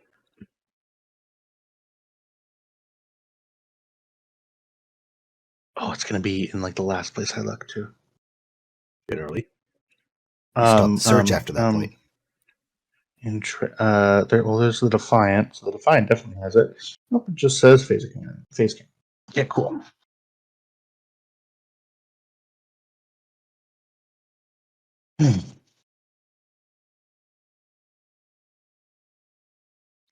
Actually, no, there is no chart. It's a chart for normal weapons, not these. However, what do we got?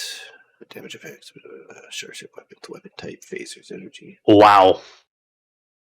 This is amazing. Starships. Okay, for the sakes of this, it's just a holiday sandwich. We'll figure that out. We'll just say, yeah, breach happens. Because the resistance would only be 2 on this, I believe. We'll say it as well, just for the sakes of this, it has vicious. That's 1, 2, 3, 4, 5, 6, 7, 8, 9 damage. For sure a breach. In that. So that lasers lances through, and Kelly, you see it. The system registers a hit. The simulated ship shakes violently.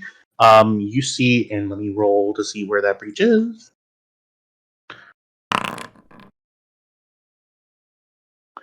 A7.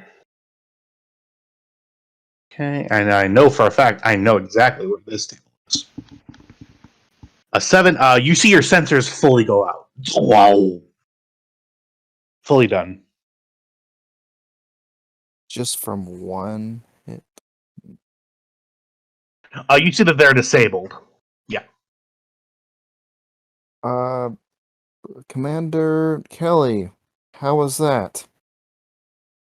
Felt that one, Niche. Sensors are gone. I can probably get them back online. Do you want me to see how easy we can repair this? Yeah, go ahead and try to make some repairs to that. On it. Do you need any help with that? Nope. A small correction to my thing. It's actually damaged. They're not disabled yet. Okay.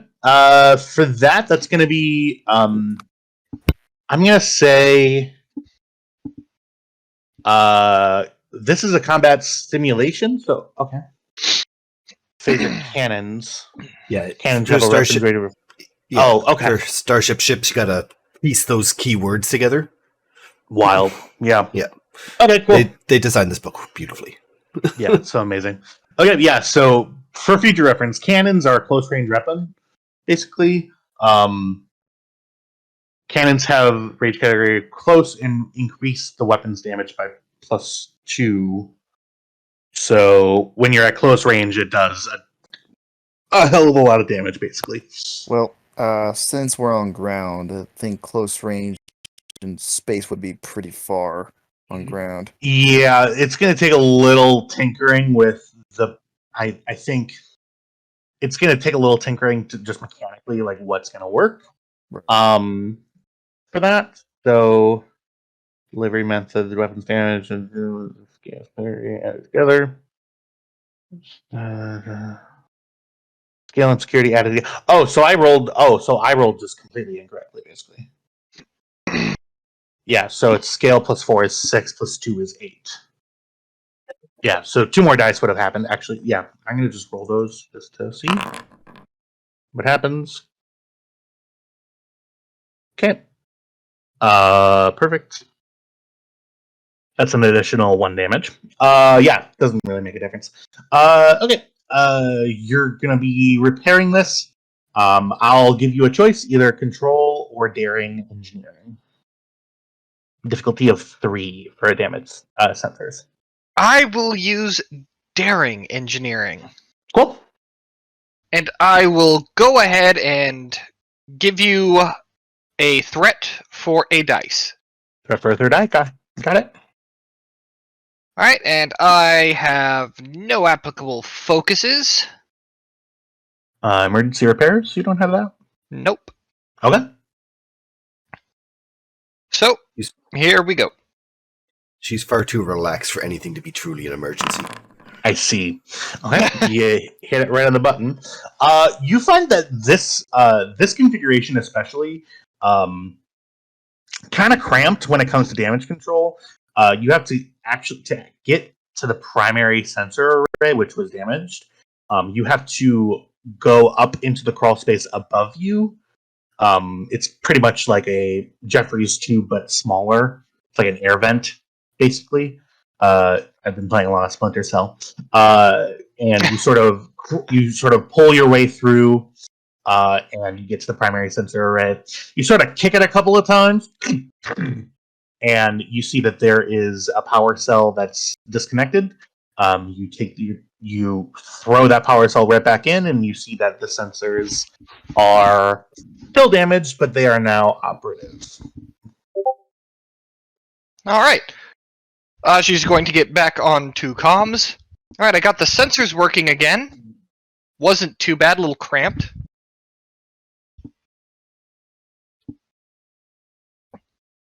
So it's been fully repaired at this point?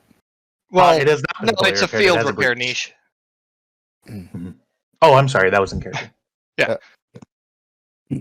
Okay, well, how fast, how quick did it take you to repair to make a quick fix? Well, that was, what, a minute, Jam? Yeah, so it would have been in combat turns. It would have been a minor action to change position to get up into the engineering system. And it would have been your primary action to do it. Since it's like a field repair, and especially since you're doing daring, it would have been a minute and a half or 2 minutes to just kind of get that up. And it would be around a minute. Yeah. There you go. Okay. Good. But, however, I kind of think we might have to put some armor, put some additional plating on that. What do you think, Torg? How was that?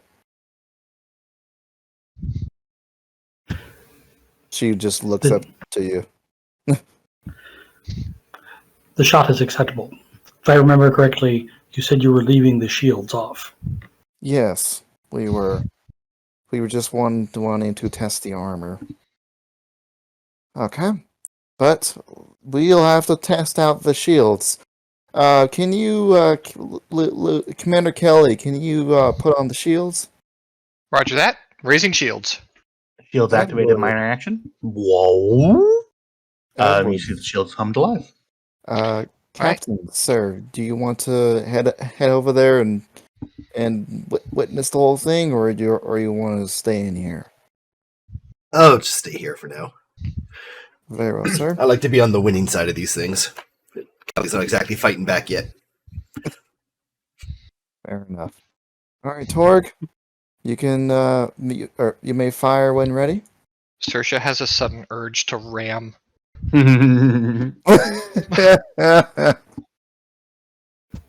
well.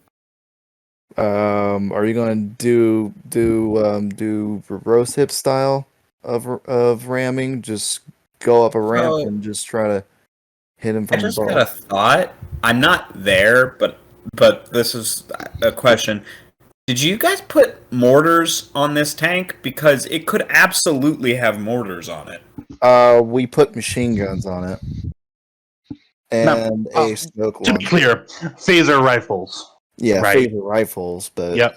and Yeah. as well as a smoke launcher to help conceal your position. It does not technically have any indirect fire capability. Yeah. Yet. We could rig a micro torpedo launcher on it. Christ. That might be a really good idea. Actually. The micro torpedo on the ground would actually probably do quite a bit. Oh, I'm giving you a tank. Just be happy about it. We are! We're very happy! Yeah, we're really The problem happy. is, we're looking at this inch, and it's starting to look quite a lot like a mile. Ugh. Yeah, we're trying to like do whatever we can to try to improve on it. You know? Oh, I understand. It's the curse of the if-then statements. If this exists, then the other thing must exist, right? Exactly. I will say for each of these modifications, it's going to take a significant amount of time in redesign and putting on. It's not like you're tacking on a micro torpedo launcher. You need Yeah. to, wasn't designed with that in mind. So We've you're got gonna to need add a targeting suite. We've got to figure out where we're going to put it. I mean, this goes You into put it the under whole the main Pentagon barrel. Wars things. Where are we going to put the ammunition? The men will have to wear the missiles as hats.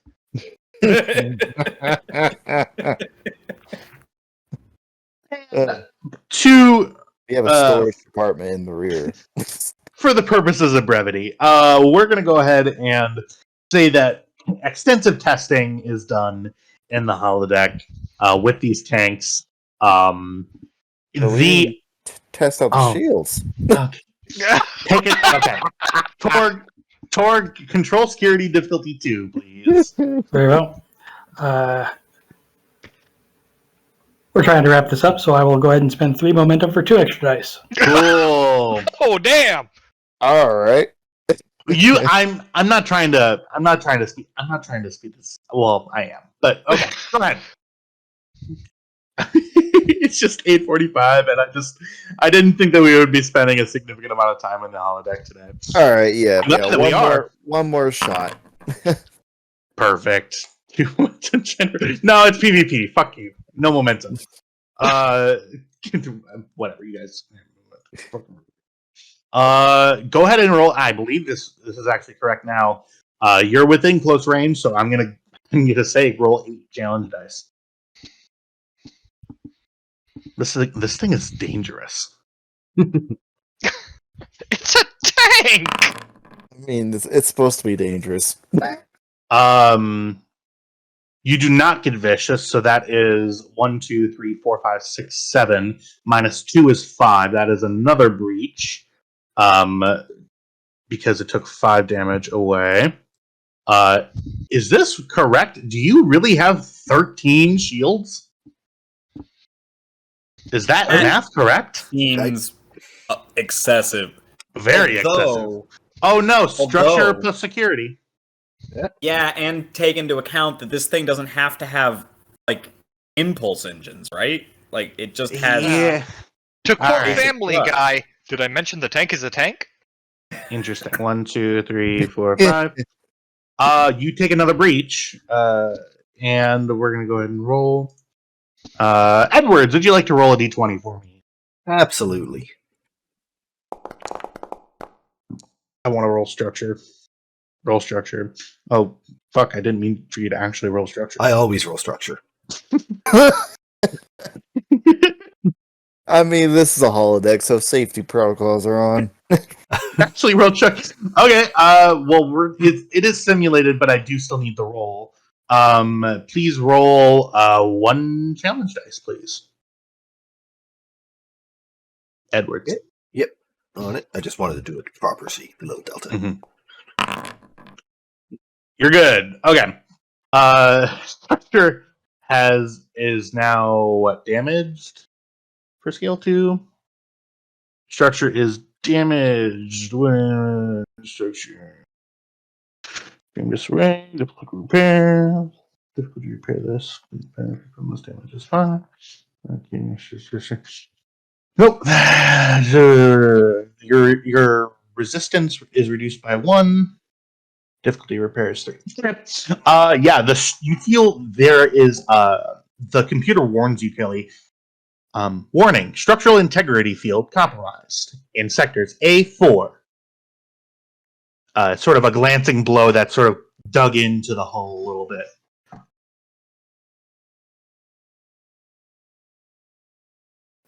Dodge. Commander Kelly, sit rep.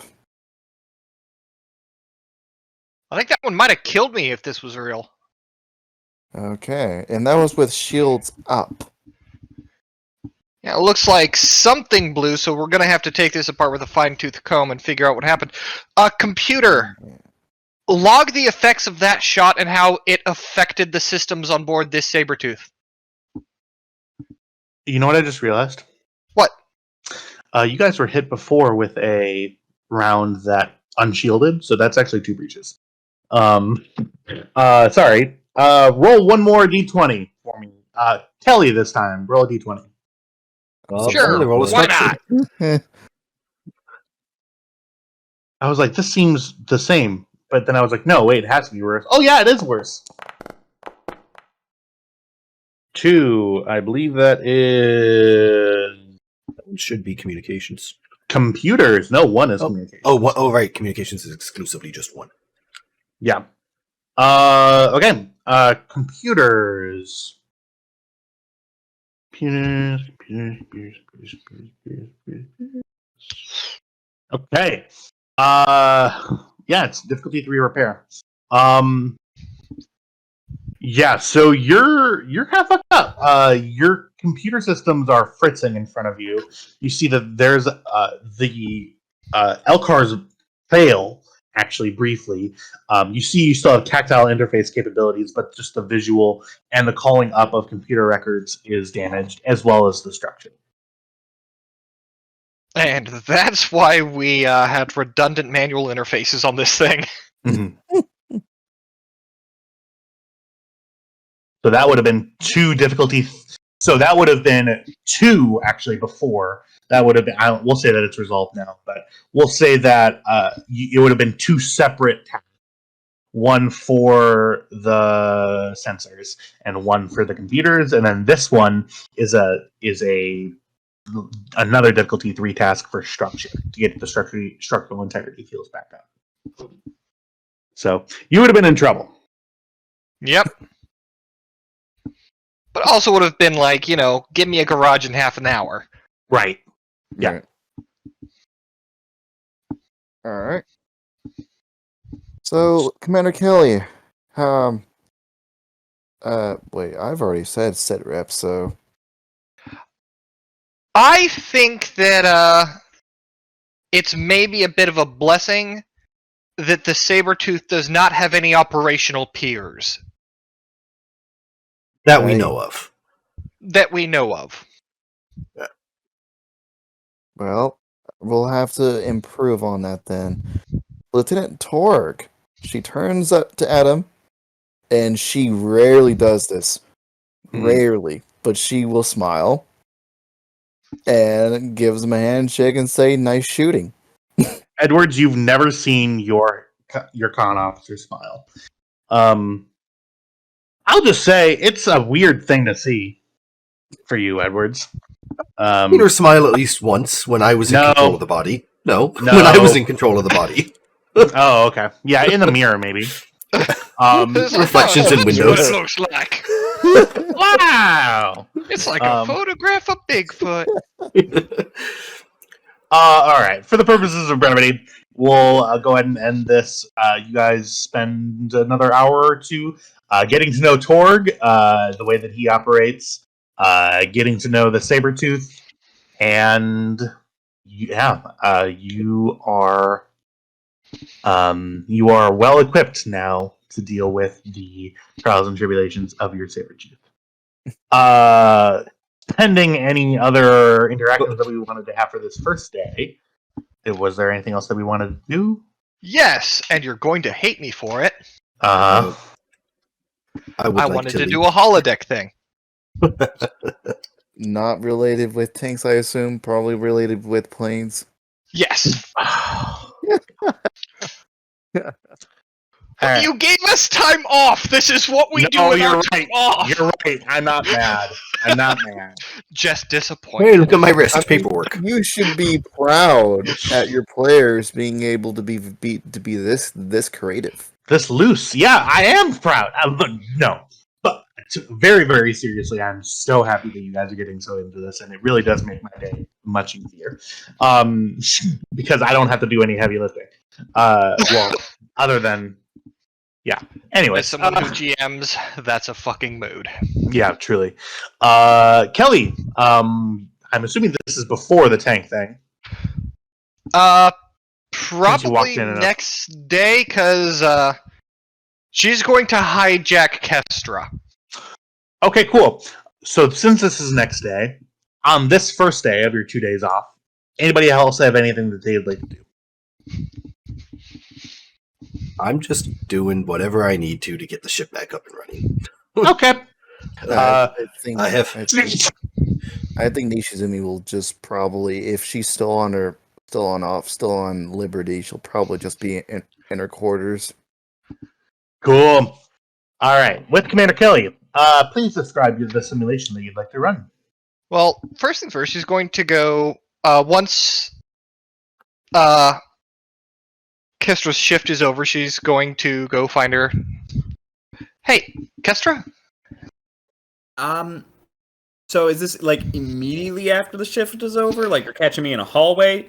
Yeah, she's like ambushing you right outside sickbay. Let's say this is the morning. Can we say that this is the morning?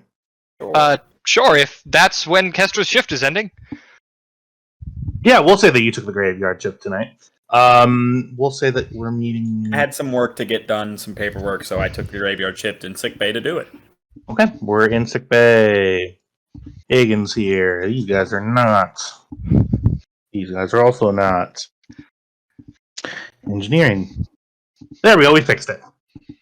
Yay. Yes, Kelly, how can I help you? You busy? I was just going to go race on Colonial Downs in the holodeck. Is there something you need? She removes a duffel bag she had slung over her shoulder and tosses it at you. Kind of fumble with it for a second. Put that on. I open it? What? No. It appears to be some sort of green jumpsuit. Okay. All right. Thrall just sort of appears. But behind you, actually. Is that... That seems to be a jumpsuit of some sort. Yes. How astute.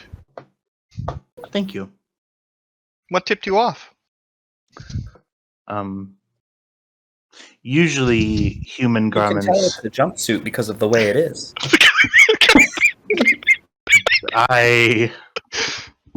That's one I get.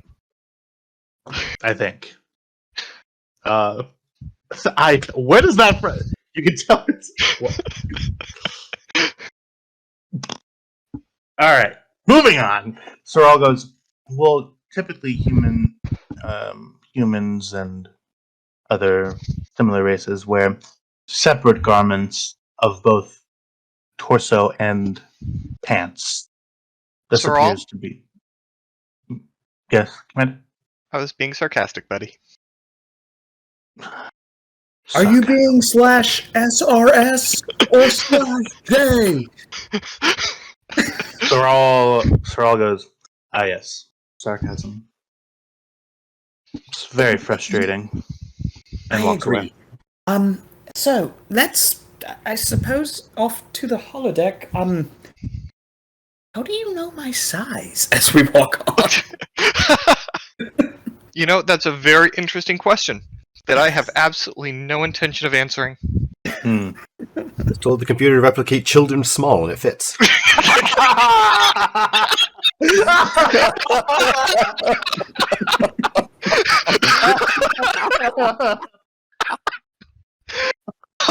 Oh, he got that was brilliant. the children Right. small. Wow. Oh, if this had been my Pathfinder game, that would have earned you a hero point. Oh, crying. God damn it. Okay, that was perfect. All right, I'm gonna take a sip out of my Walgreens brand soda.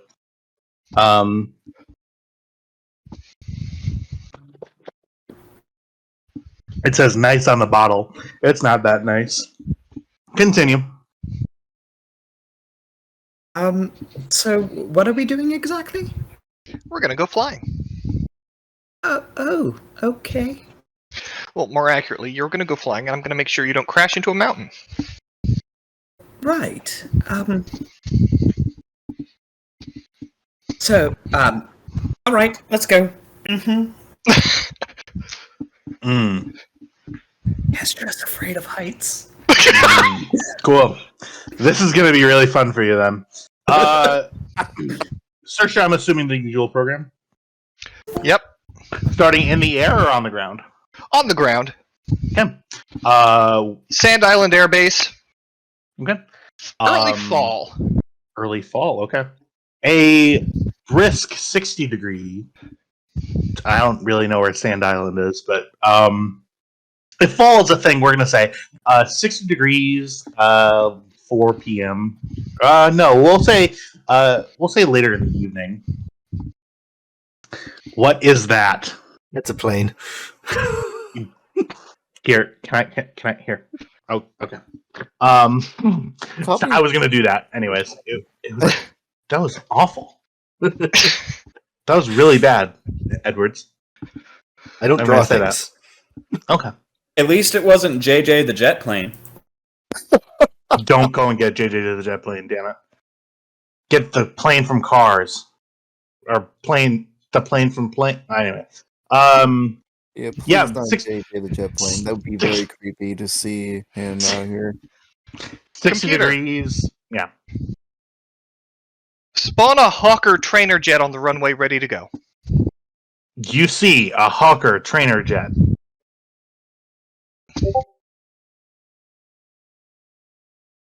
Enter when ready. Right. 2-seater, I'm assuming? Yep. Okay. Now that, Torg, is a high-performance vehicle. Oh, right. Front or back seat? There's actually a brief burst of mental static from Kestra's emotions. Who's? Can I ask for a roll? Ooze? Or lol, from Kelly's emotions? You're doing it. Brief Yeah, right. static. Okay, yeah. Like, Yeah. that's... What's a Weird what sort of role do way. you want? Insight medicine. On yourself? From Kestra. From Kestra to you? Yes. If it is okay for me to ask for such a thing. Oh yeah, you'd be reading service thoughts. Is it service thoughts or is this something deep? Something deep that came to surface and was pushed right the fuck back down. Okay, we'll say that's yeah. Hi. To get Go the whole ahead and spend context. 3 momentum. God Just- damn! Alright. We'll say difficulty. Is Kelly opposing this? I don't know if she'd have the presence of mind to. Okay, we'll say no then. Insight medicine difficulty 2. We'll say comp 3. Telepathic prowess apply. Yep, diff 2, comp 3.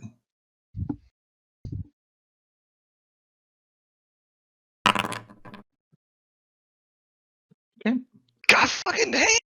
wild. I Wait should a have minute, been comp at 3, isn't that a 17 complication? Just for Comp chuckle. 3 is 18 plus. Oh, okay, 18 plus. Yes, that makes sense. That is how math works. 2, 3, 4, right? Yeah. Yeah. Hagen, you gain insight into whatever Kelly was asking for. There was a brief burst of her being reminded of trauma and shoving that aside. Mm. Do I get anything specific about the trauma? With that fucking roll?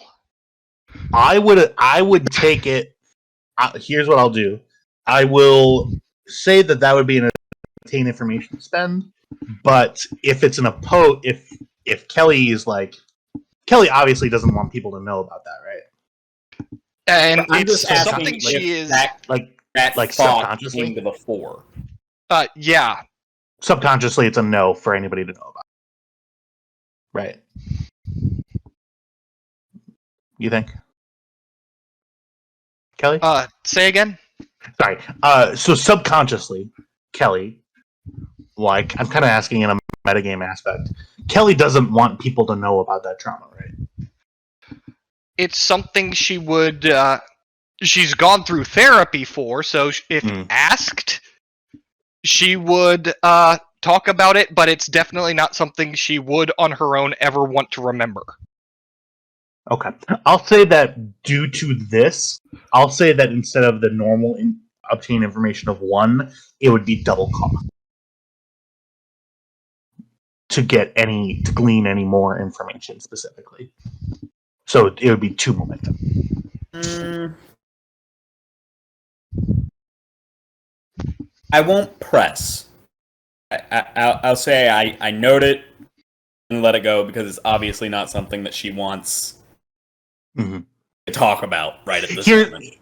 Yeah. So here's what you do, Clock. You clocks that Kelly. You clock that action that Kelly is. I've been watching too much Dimension 20 with all this clocking stuff. God damn it, Brennan, get out of my head. A and Flowers has been really good. I don't want to watch it until it's all released, so I can binge it.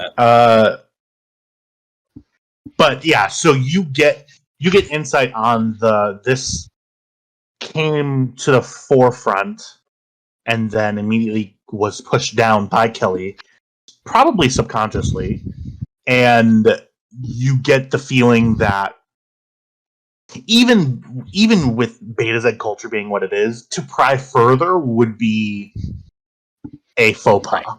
It's like I'm outside of a clinical setting. You're like deep diving any further, going into Mind Palace stuff with somebody who you're not on mission for. You know what I mean? Like it's not Starfleet security stuff. Right. Like you're thinking no. You see that it's possible, certainly possible with your skills, but not something that you want to do. Make light of doing. Are you all right? You said a Kelly, give me insight. It's gonna be insight con. Okay. Where the fuck did I put my character sheet? There you are. Yeah, insight con. I'm gonna say difficulty. I'm gonna offer you the difficulty that she rolled on the insight medicine of 5. Or actually, no, of God. 6. Oh dear God. To get that she got this reading from you. I'm offering it to you. You don't need to take it. I'll go ahead and I will go ahead and give you.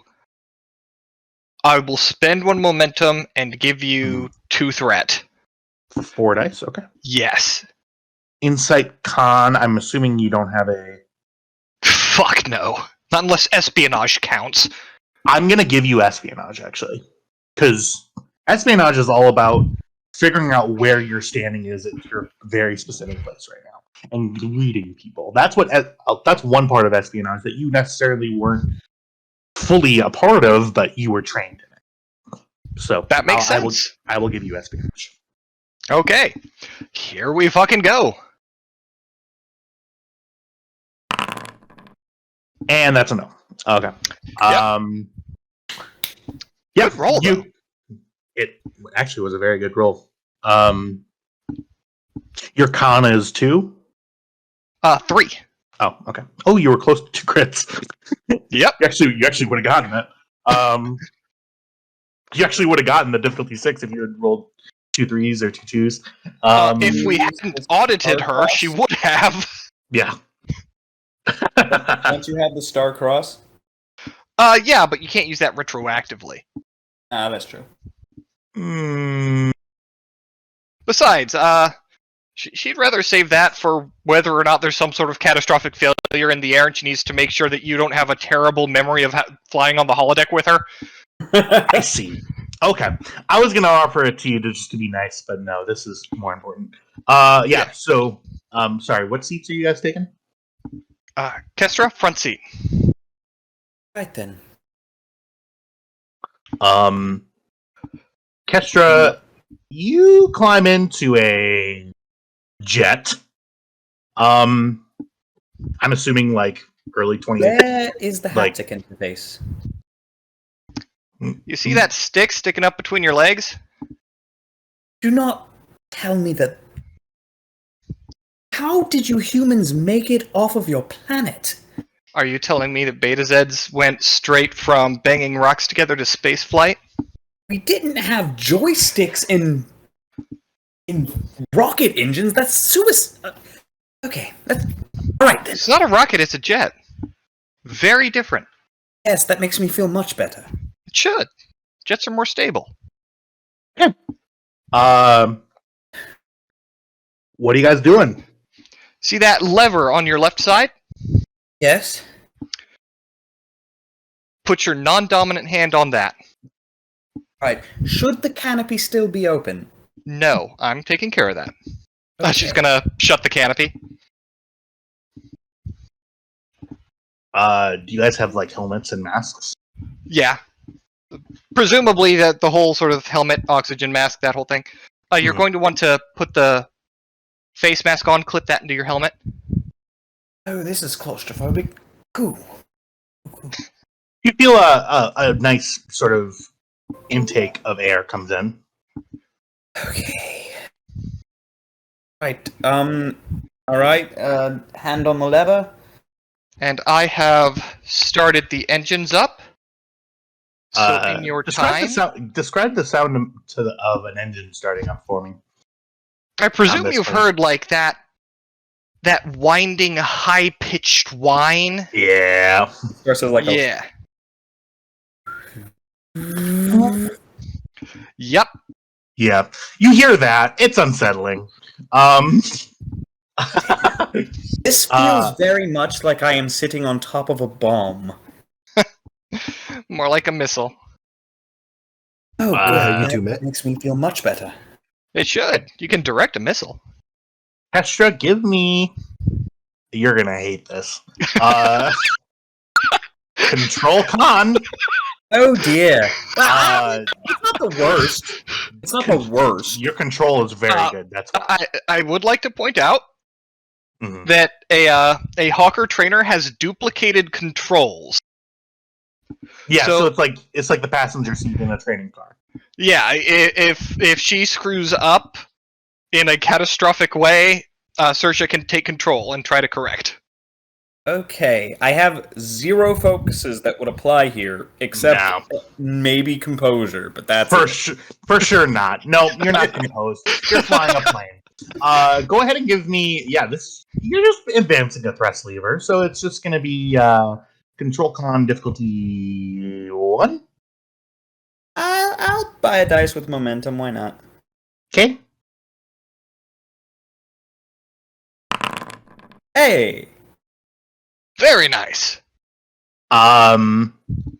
You advance the thrust lever. You feel the engine spooling up. Is that a thing? Maybe. No, that's a turbine. You hear just the winning. Technically, jets also spin up. They have a turbine in them. Oh, Yeah. Okay. Turbine. Cool. Hey, I got that right.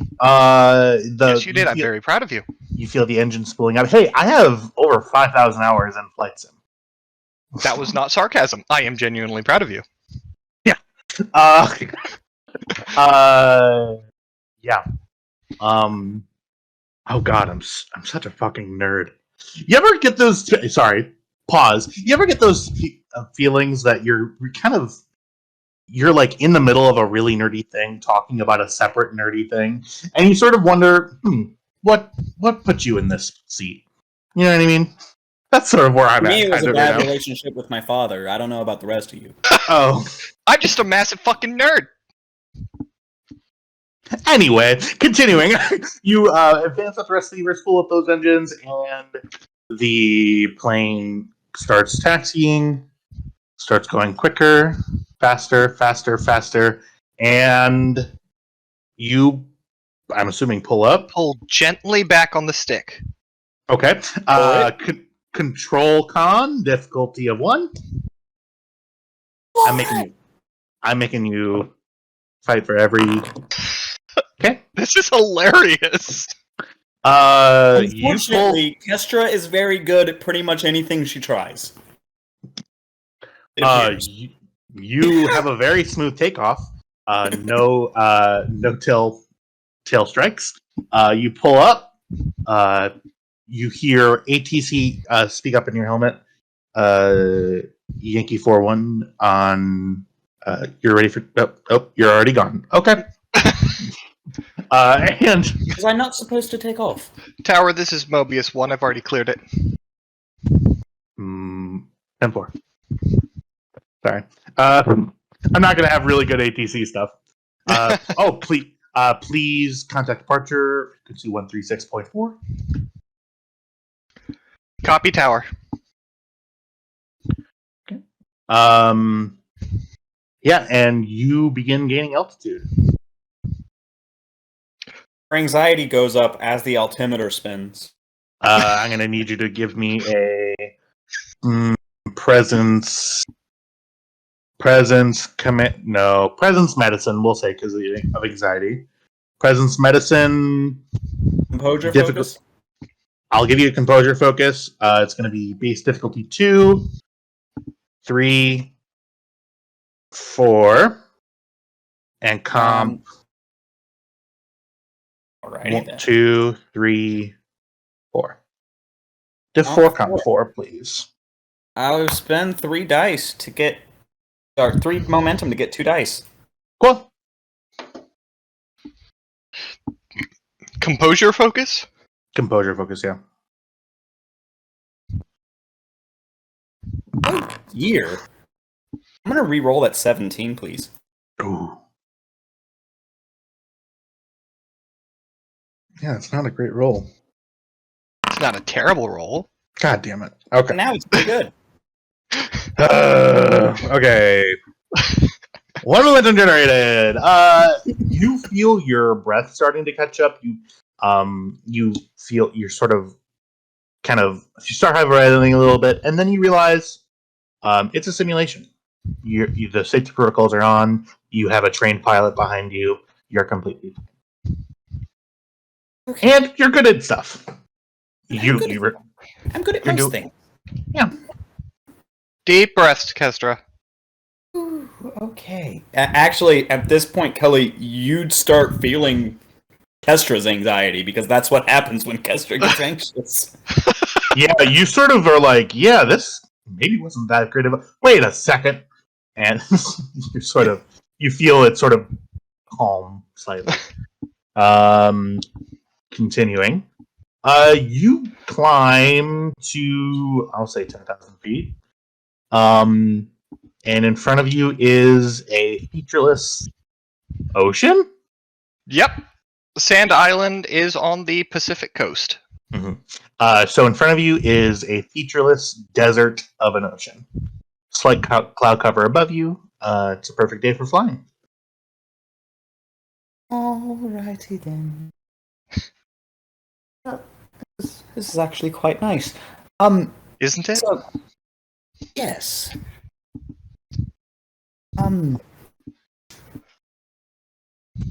What's your read on that Torg guy? Torg, I think, at the barest minimum, he's going to be a very interesting person to have on board the ship. He thought I was a child when he first saw me. Yeah, well, you're short. Ah, well.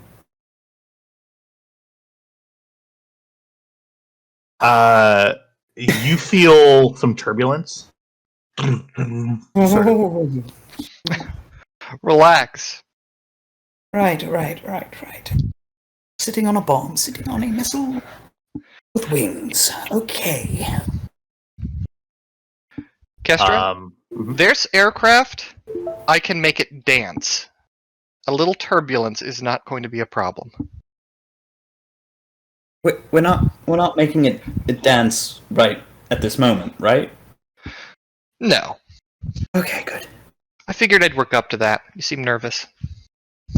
Yes, I don't like heights. I like either being on the ground or in space. One of the two. Which is interesting because space is technically infinite height. It's also zero height. So, I have a happy medium there. I suppose so. Sand Island to Mobius 1. This is Mobius 1. Traffic to your rear 2 miles out. Clarify type of aircraft? F-14. Copy. Advise them that we are out on a joyride. I'm well aware of that, and zooming up behind you is Lieutenant Sarah Mitchell. You see, she pulls up next to you, and Hagen, you feel immediate anxiety because there's another plane within 500 feet of where. Oh, hello. Hi! You're Hi, flying hi. a plane. Apparently, yes. Are you okay? I'm very high up. Did And- Kelly kidnap you? It appears so. All right. So, Kestra, you know how you can feel other people's emotions whether you want to or not? Certainly. Saoirse is feeling playfully challenged. Oh dear. And she just kind of like stops for a second. Saoirse? Yeah. Lieutenant Don't Mitchell know. speaks up and goes, "I'm ready when you are." And she bangs hard left and starts coming around behind Don't you. you Oh. dare. Oh, I am sorry, Kestra, but nope, this is on. Oh Uh, dear. You are getting pinged by a radar lock. Okay, that's funny because I'm going to fucking Cobra. Okay. Wait, what? Are you changing planes? Cobra No, maneuver is when you pull the plane straight up, flap the rudder and the flaps, and basically do a twist mid-air using the entire plane as a surface area for an air brake. Cool. Give me a moment, I'll get you a GIF. This is basically the invasive maneuvers thing. I'm having so much fun. I'm glad that we're spending this much time on this because really, like, the next mission is really going to be very difficult for you. Continuing, where is evasive maneuvers? That challenge? Where is that? Is it? That's going to be yeah. So you go into the compendium, go into references, and then it's going to be helmet navigation. Cool. Helmet navigation. Evasive action. Control con difficulty of 1. I will. I'll bend the That rules. is a Cobra maneuver in the Discord chat. Okay. Yeah, thank you. Well, it's Control just con. technically that's not actually a Cobra. That's full on just a post stall maneuver. A Cobra is something somewhat simpler. That's what I just posted. You're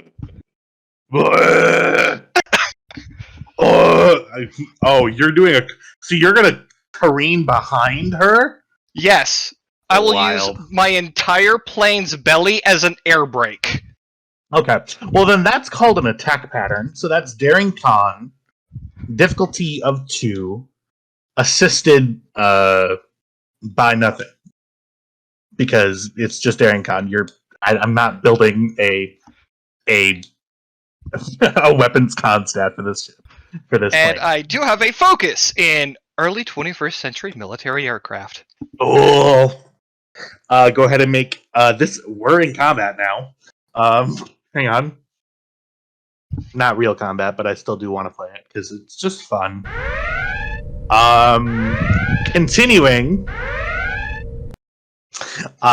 You are attack pattern. So this is going to be your action for the turn. Yeah. Yep. I'll say that you're allowed to go first. Go ahead and give me daring con difficulty of 2.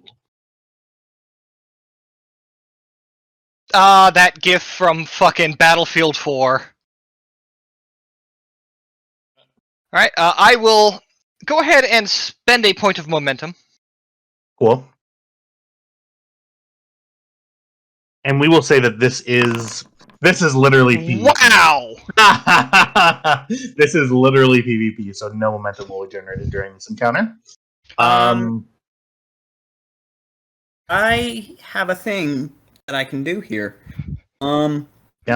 Actually, no. It's simulated combat with someone who is technically simulated your adversary. So no, we'll say the momentum is generated. That's fine.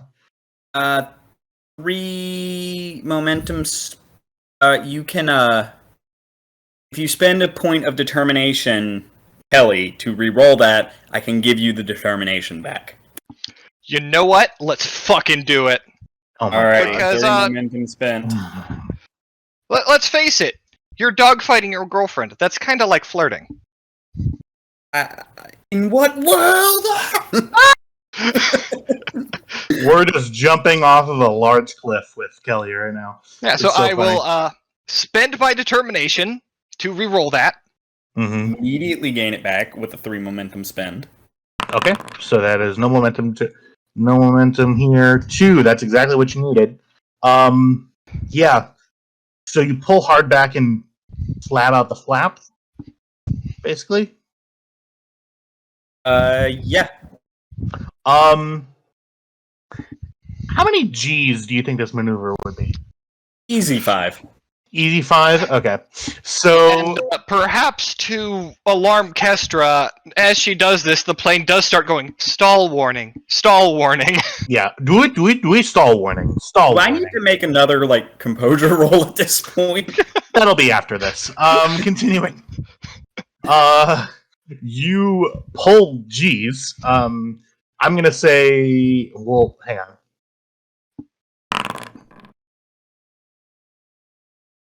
That is a... Yeah, we're gonna do something here. Due to the sudden deceleration, I'm actually... With Kelly, I'm not worried about because she does this all the time. With Hagen, flight G's and atmospheric flight, yeah, not something that you're accustomed to. She was not warned to tense her legs. She may black out. Okay. 3 challenge dice. To be fair, the suit does automatically apply pressure to her legs. Mm-hmm. Yeah, you take 1 stress. In this, No, I don't feel so good. your stomach feels like it's about to come out your mouth. And that is your turn. I am gonna have a composure roll now with Hagen. Present medicine. I'm gonna say, because of the effect that I rolled, I'm gonna say difficulty 3. Okay. I'll spend a threat to get a dice and apply the Cool. composure focus. Yeah.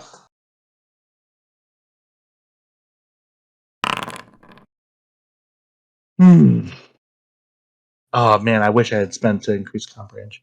Whatever. Yeah. So you just barely keep your breakfast rather, and you feel you're suddenly, in the blink of an eye, behind Mitchell. It is Mitchell's go. What is she going to do? When we get out of here, you're going to taste colors for a week. She is going to do evasive I'm not quite action. sure who you were threatening or with what, but we'll run with it. Evasive action. Your optical nerve implant, or what is it? The cortical nerve implant. Make you taste colors. Yeah, we're gonna do this using a focus. Sure. Cool. 1 threat generated. She takes evasive action. So you see that she's flying erratically.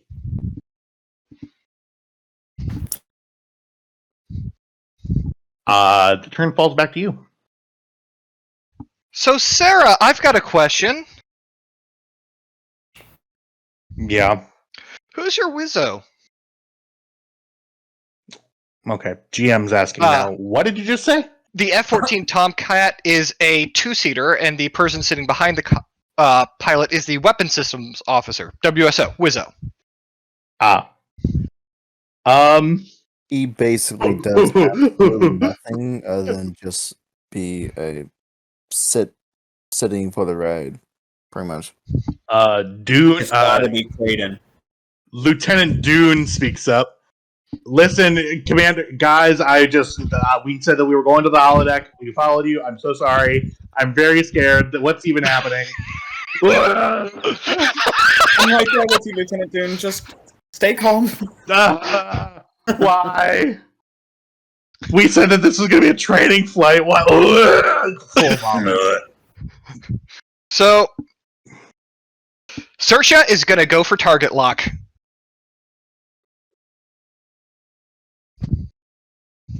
Why does this thing have a weapon system?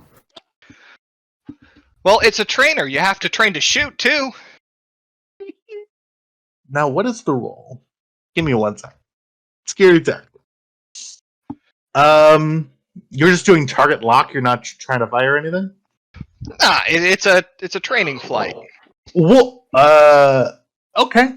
I'm gonna say that is a minor action. So I'm gonna say like a minor action aim is the way I'm gonna do that. You see that you have painted her. If we are going by friendly training dogfight logic, radar lock is a kill. I don't think we're doing by training play logic. I think this is a simulation, and and you guys should shoot. Okay, then. Whatever you want to do, though. All right, and yeah, she's gonna fire a heat seeker once she's got tone. Did you just shoot at my girlfriend?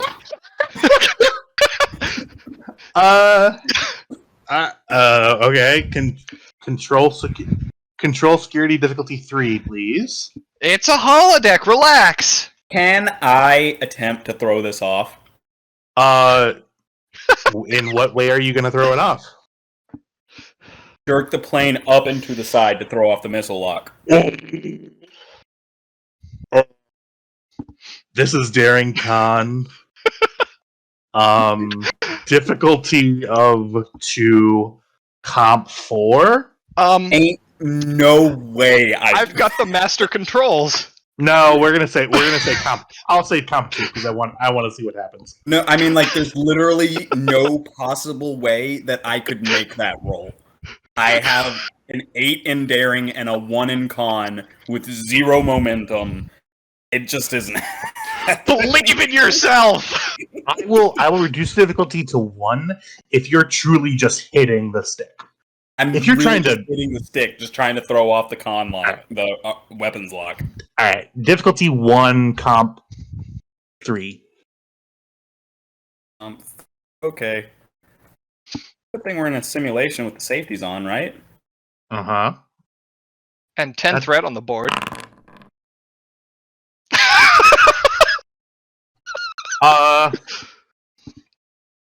Hey, you succeed. You use your knee to at the stick. Complication is you're now in a dive. Shit. What's a dive in terms of G's? Is it 0? It's negative Actually- G's, yeah. Yeah, you'd start floating.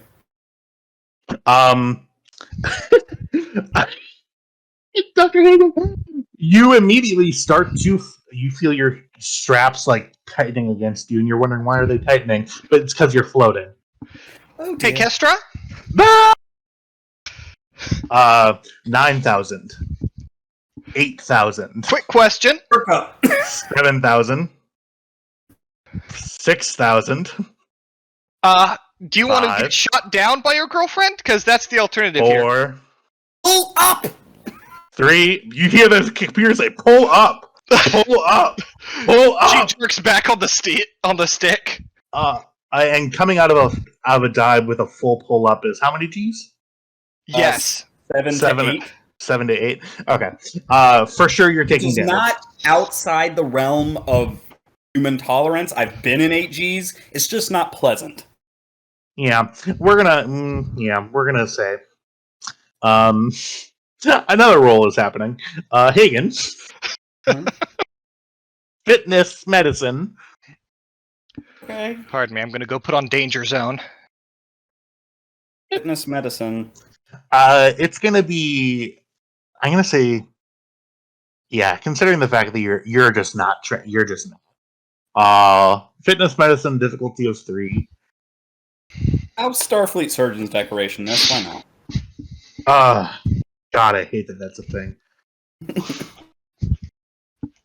Okay. I'll spend a threat for a dice. Cool. I don't think any of my focuses apply. So it's difficulty 2 now, right? Yes. Okay. I don't think any of my focuses apply here. They do not. No. And the combat is 1. 1, 2, 3, 4, 5. Combat's 5. Cool. Cool. Alright. The roll is to not pass out.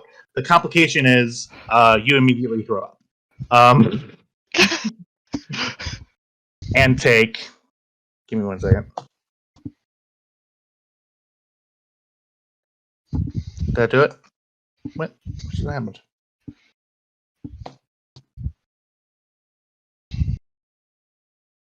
Roll the challenge dice. What's happening? Ugh. How many challenge dice? Why is it lagging? I'm so confused. I might have to relog. Give me. Oh, yeah, I will need a relog, actually. What happened? Oops. Okay. Just get in here. It's going to be 4. So is that an injury? No. Not really. Oh, did I roll it? 5 total, right? No. 3s and 4s are 0s. So, that is... that's just 2 stress. Mm. So 1s are 1s, 2s are 2s, 3s are 4s are blank, 5 and 6s I are 1. cannot see your dice. They are privately rolled. Oh, seriously? Oh, Yep. shit. Sorry. Here, I will re-roll to be above board here. So sorry, everybody. There we go. Well, that's yeah, that's 2 effects. Dear God, keep the private roll. Jeez. You throw up in your mask. I take the mask off. You're gonna want to put that back on. And if you don't end up swimming home, you might want to start helping. Oh, fuck. Did you know these things have ejection seats? I'm about to hit it. Yeah, I wouldn't recommend that at this altitude. It is now my turn. Minor action maneuver, and we're gonna fire. You see diving down towards you with a manic look on her face. We can see her face? Yeah. Just for color. Give me 1 second. Is this fun for everybody else watching? I want to make sure that you guys are on board. Oh yeah, thank it's God. actually quite fun watching this. Okay, I'm glad. Social security.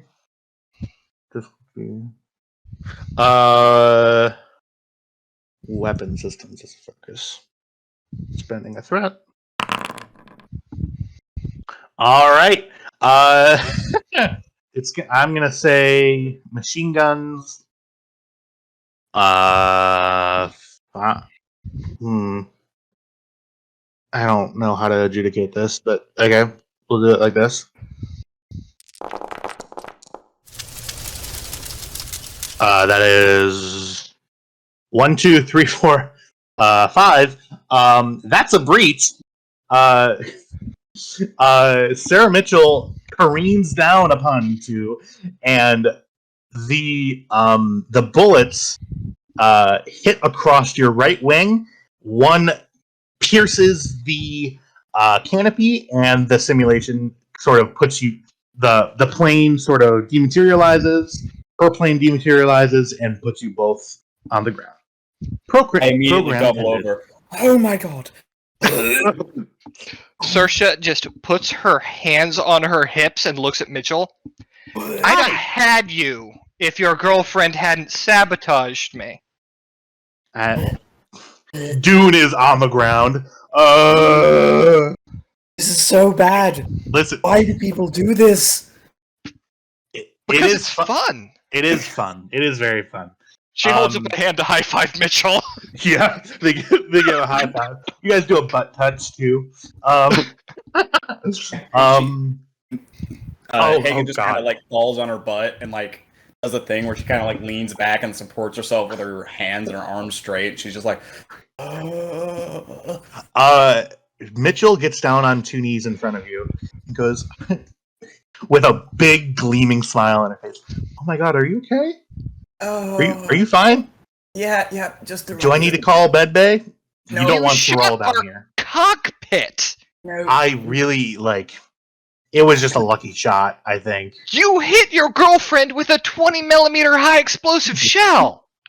It was all in good fun. I believe at that point in Oh, history, that's- they depleted uranium. That's good fun. Mm-hmm. Oh. Okay, I'm good. I'm good. Okay. If I hug you, you're not going to throw up, right? No, I think I'm okay. Okay. Mitchell leads down and gives you a gentle hug and goes, Okay. he says, computer, run program. And you're back on the Sand Island, 2 planes in front of you, ready to go again? I would honestly Computer. rather cut off my own arm. And that's where the scene goes dark. God, that was fucking perfect. Oh, that was amazing. Oh, okay. The next day, actually, no, this day, we cut to the bridge. Actually, no, we're gonna cut to the ready room. Captain Edwards, you're about to start your duty shift on board the Guan Yu. Coming in the door at precisely 0800 is Lieutenant Torg. 7:55. 5 minutes on. 5 minutes early. It's on time. Gotcha. You hear a doo-doo. Enter. Sorry, what'd you say? Enter. Oh, okay. Zzz. Good morning, Lieutenant. Good morning, sir. Captain.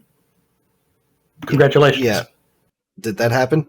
Because that scene got retconned. Ah! Hang on. Not your turn yet, Turk, sorry. Walking into your ready room. Dragon. 1 second.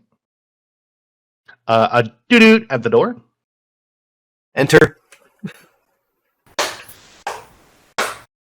Commander! I stand up. Good morning to you.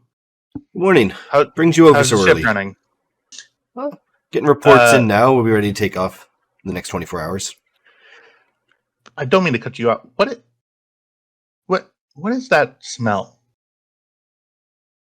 That is honey. Honey? Yes. During the last... my replicator's been on the fritz, and they managed to fill my entire room with honey. So, we're working on getting rid of the carpet. The smell has permeated right into the fabric. I mean, it's kind of nice. You get used to it. Well, yeah. As scents go, it's kind of an easy one to overlook. So, what you're saying is I shouldn't go and get tea with honey? No, at no point should anyone ever use that replicator again. Ever? They tell me it works. They as in who?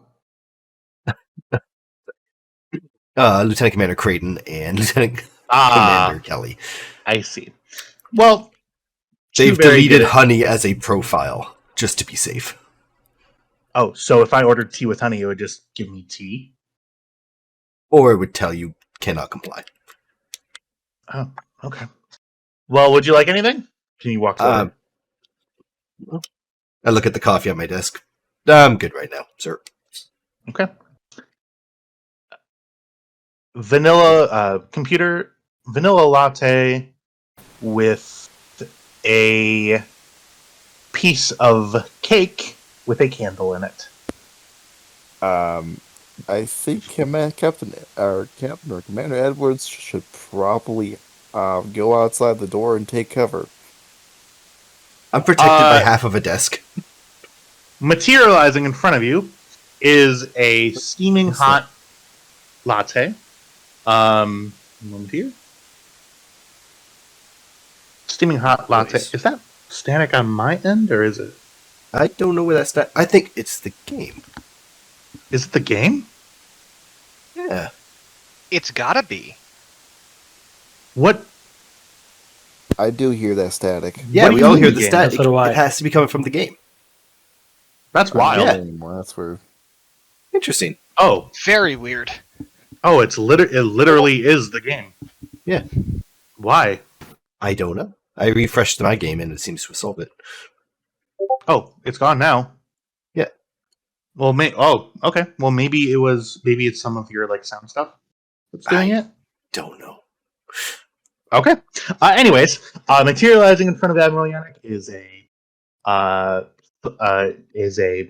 cup and a saucer with brownish, light brown liquid, steaming with a nice head of foam, and a triangular slice of what appears to be vanilla cake. Commander, I'm assuming you like. My grandmother actually was a baker. Cream cheese frosting. A little early for cake, but I'll take your word for it. Well, there's an occasion. And brings it over, puts it in front of you. I have I suppose it's a long time coming. I've been sort of in a rigmarole with Starfleet Command. And they finally accepted my request. And I have a gift for you. And in front of you is a is a black square box, maybe 2 inches by 2 inches, and on top of it is a red bow. It's like a piece of twine wrapped. That is for you. No, obviously I know exactly what it is because it's a classic fucking box. So I just reach forward, open it. Oh, thank you, sir. Kestra's going to be very annoyed without all the pomp and circumstance. Well, the reason why I hand you your command and then sort of I actually have a meeting, but I knew that you really weren't a sort for having all that pomp and circumstance, and truly, like that pomp and circumstance wasn't required at all. But I figured, Oh no, I'm very happy. well, I'm glad, Captain. Still don't think she's forgiven me for her promotion. Right. Well, I have a mission for you if you're ready for it. Absolutely. May I have a seat? Of course. Yeah. Sit down in my own chair. Computer, locked doorways and all entryways into this room. You hear a lock engage on the door. Captain, I have a interesting mission for you if you're ready to accept it. It's about one of our old friends in the Romulan Empire. Can you believe it? You see he hands you, out from an interdimensional space behind him, he hands you a data pad.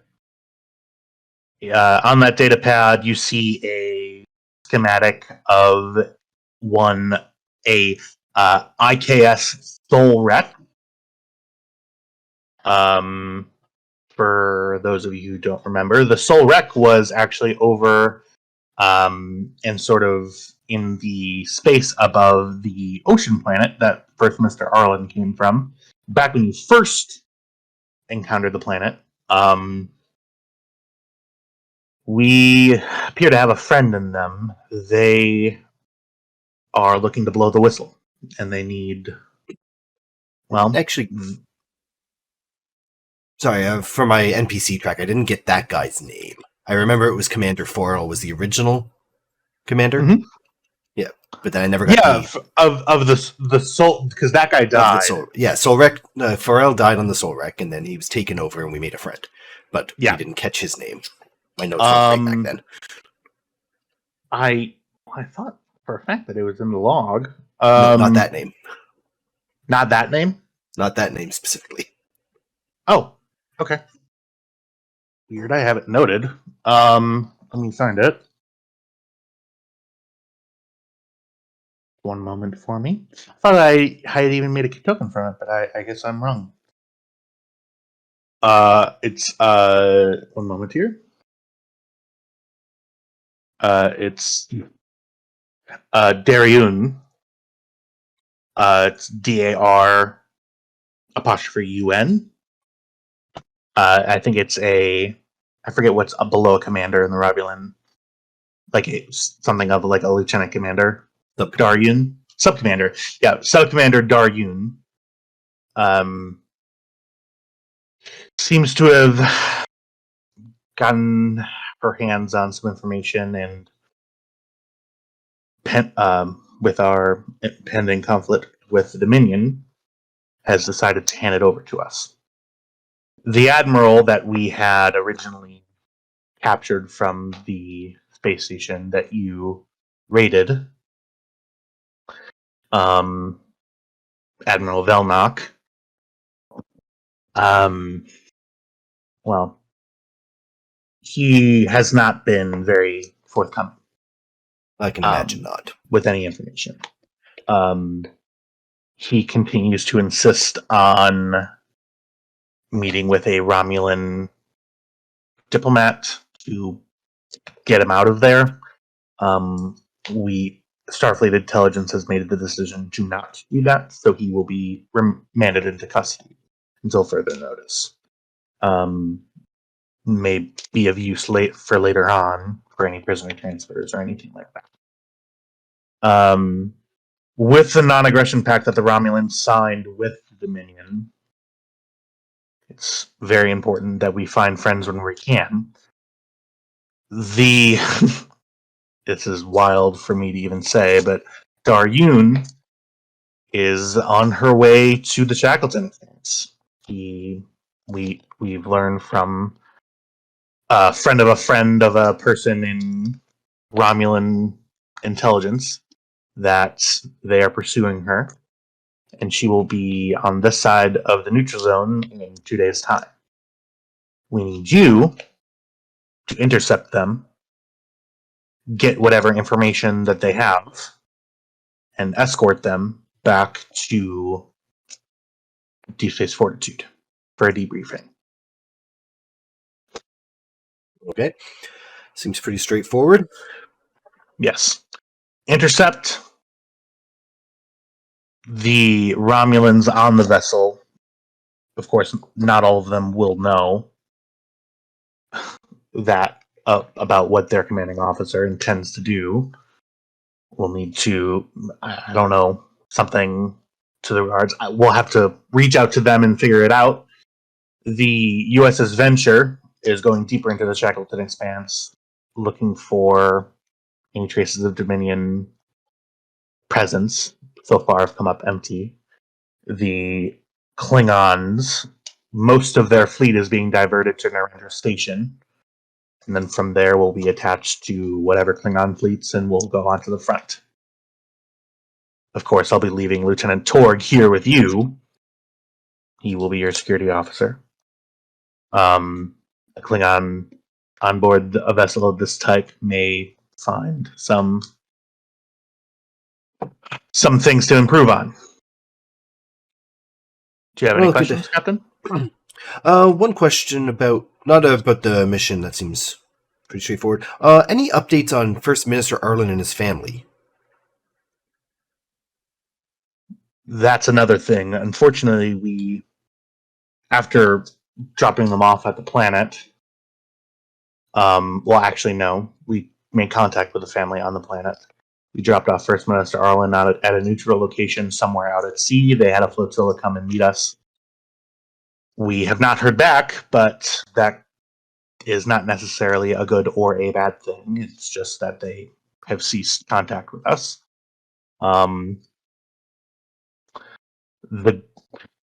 First Minister Arlen seems pretty convinced that he has control of his government at this point, but we can't really confirm that. We don't want to interfere in their culture any more than we already have. I understand. I was just concerned about the, what turned out to be the Dominion holding his family hostage. Turns out that was a lie. They were on the planet. Well, that's They are very cunning. Captain, being out there by yourself, this is a science ship, but I understand it may be frustrating for you that we keep putting you in these situations where you need to be what you aren't. I hope you and your crew understand that everything that you're doing is for the safety and security of the Federation. naturally. Fairly certain that's why you signed off on our little tank project. Yes. Against my better judgment, I signed off on that. If you run into any action with that tank, let us know. We want to know what sort of field tests you've been doing. I'm assuming testing went in for the design of this machine. What is your assessment of its effectiveness? Well, we were actually playing around with it yesterday on the holodeck, and I want to see it in action. I'm going to use it first chance we get. The modular capabilities of it mean we can deploy it for just about any ground-based mission. Certainly useful. I'm sure if we had something like a deployable capsule for any other mission, then probably could have saved a lot of lives. Well, I won't take up too much of your time. Is there anything else that I can do for you? No, we're ready to head out, Admiral, as soon as repairs get finished. Thank you. I've got to head out in about 6 minutes. Okay. We'll make the final scene of the night our little our Torg meet and greet. You walk in. Captain Edwards, you see Lieutenant Torg standing in front of you. I'm assuming at attention. Indeed. Lieutenant, please come in. Thank you, sir. Captain, Just gonna- congratulations. Thank you. Just gonna look him up and down. Standard Klingon uniform. Oh, yeah. Anything carried? He has his he has his disruptor and his dagger both on him. Yeah. The Torg. Why'd you end up signing up for the officer exchange program? I was encouraged to. I see. Very well. So while you were reading up on Starfleet protocol, I assume you note that we don't walk around armed all the time. My understanding is that is optional for security personnel, however. It is. I am concerned about the disruptor. Does a bit more damage than the standard issue phaser. Burning plasma and all that.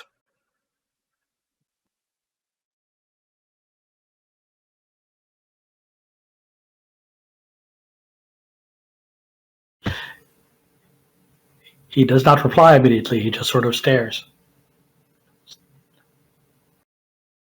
While you're aboard this ship, I want you to keep that locked away in a weapons locker, and you will be using standard Federation weapons. Is that understood? Yes, sir.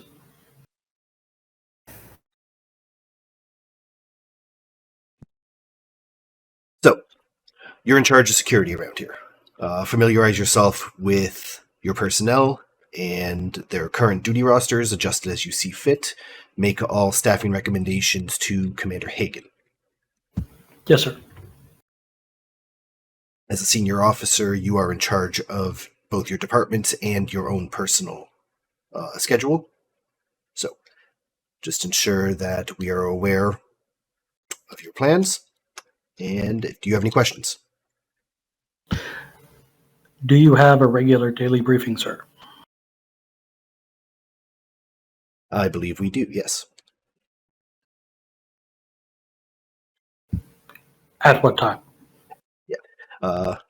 Regular briefing happens at 0900 in the meeting room. An Understood. hour after shift handover. I will, of course, follow your orders and secure the disruptor. I ask, as a personal matter, to be able to retain my talk. It is a matter of honor. I had no intention of having you put that away. Thank you, sir. Or you not use it? As would I, sir. I understand it's a ceremonial weapon. And a defensive weapon. Anyway. As far as I'm concerned, it's part of your uniform and you can wear it. Thank you, sir. So, welcome aboard. I'll be giving a briefing at 9 o'clock with our new mission parameters. Make yourself comfortable and get to know your crew. Very good, sir. He stands back up. Am I dismissed? Dismissed. What'd you whisper? Report to sickbay at some point for your standard physical for baseline readings. I don't think Klingons will actually be doing that. So good luck in trying to get Torg to do that. Hagen got Kelly to come down to sickbay. She can get a Klingon. Eventually. Yes. It took threatening removing her from duty, but she did it. I remember that. You were like, yeah, if she doesn't come down, I'm removing her from command. Yeah, it worked. It did work. And you made a friend. So there. You're welcome. Alrighty. And with that, the scene ends. And as does the session. I thank everybody, the one or two people who maybe will ever watch this. My name is Tyler. Thank you so much for all the players who came in today. We had a full MIT today in players, and I'm just so excited for our next session where we will get into some actual mission going. With that, I hope everybody has a wonderful week and stay classy. San Diego. I watched them, Tyler, if that makes you feel better. It doesn't.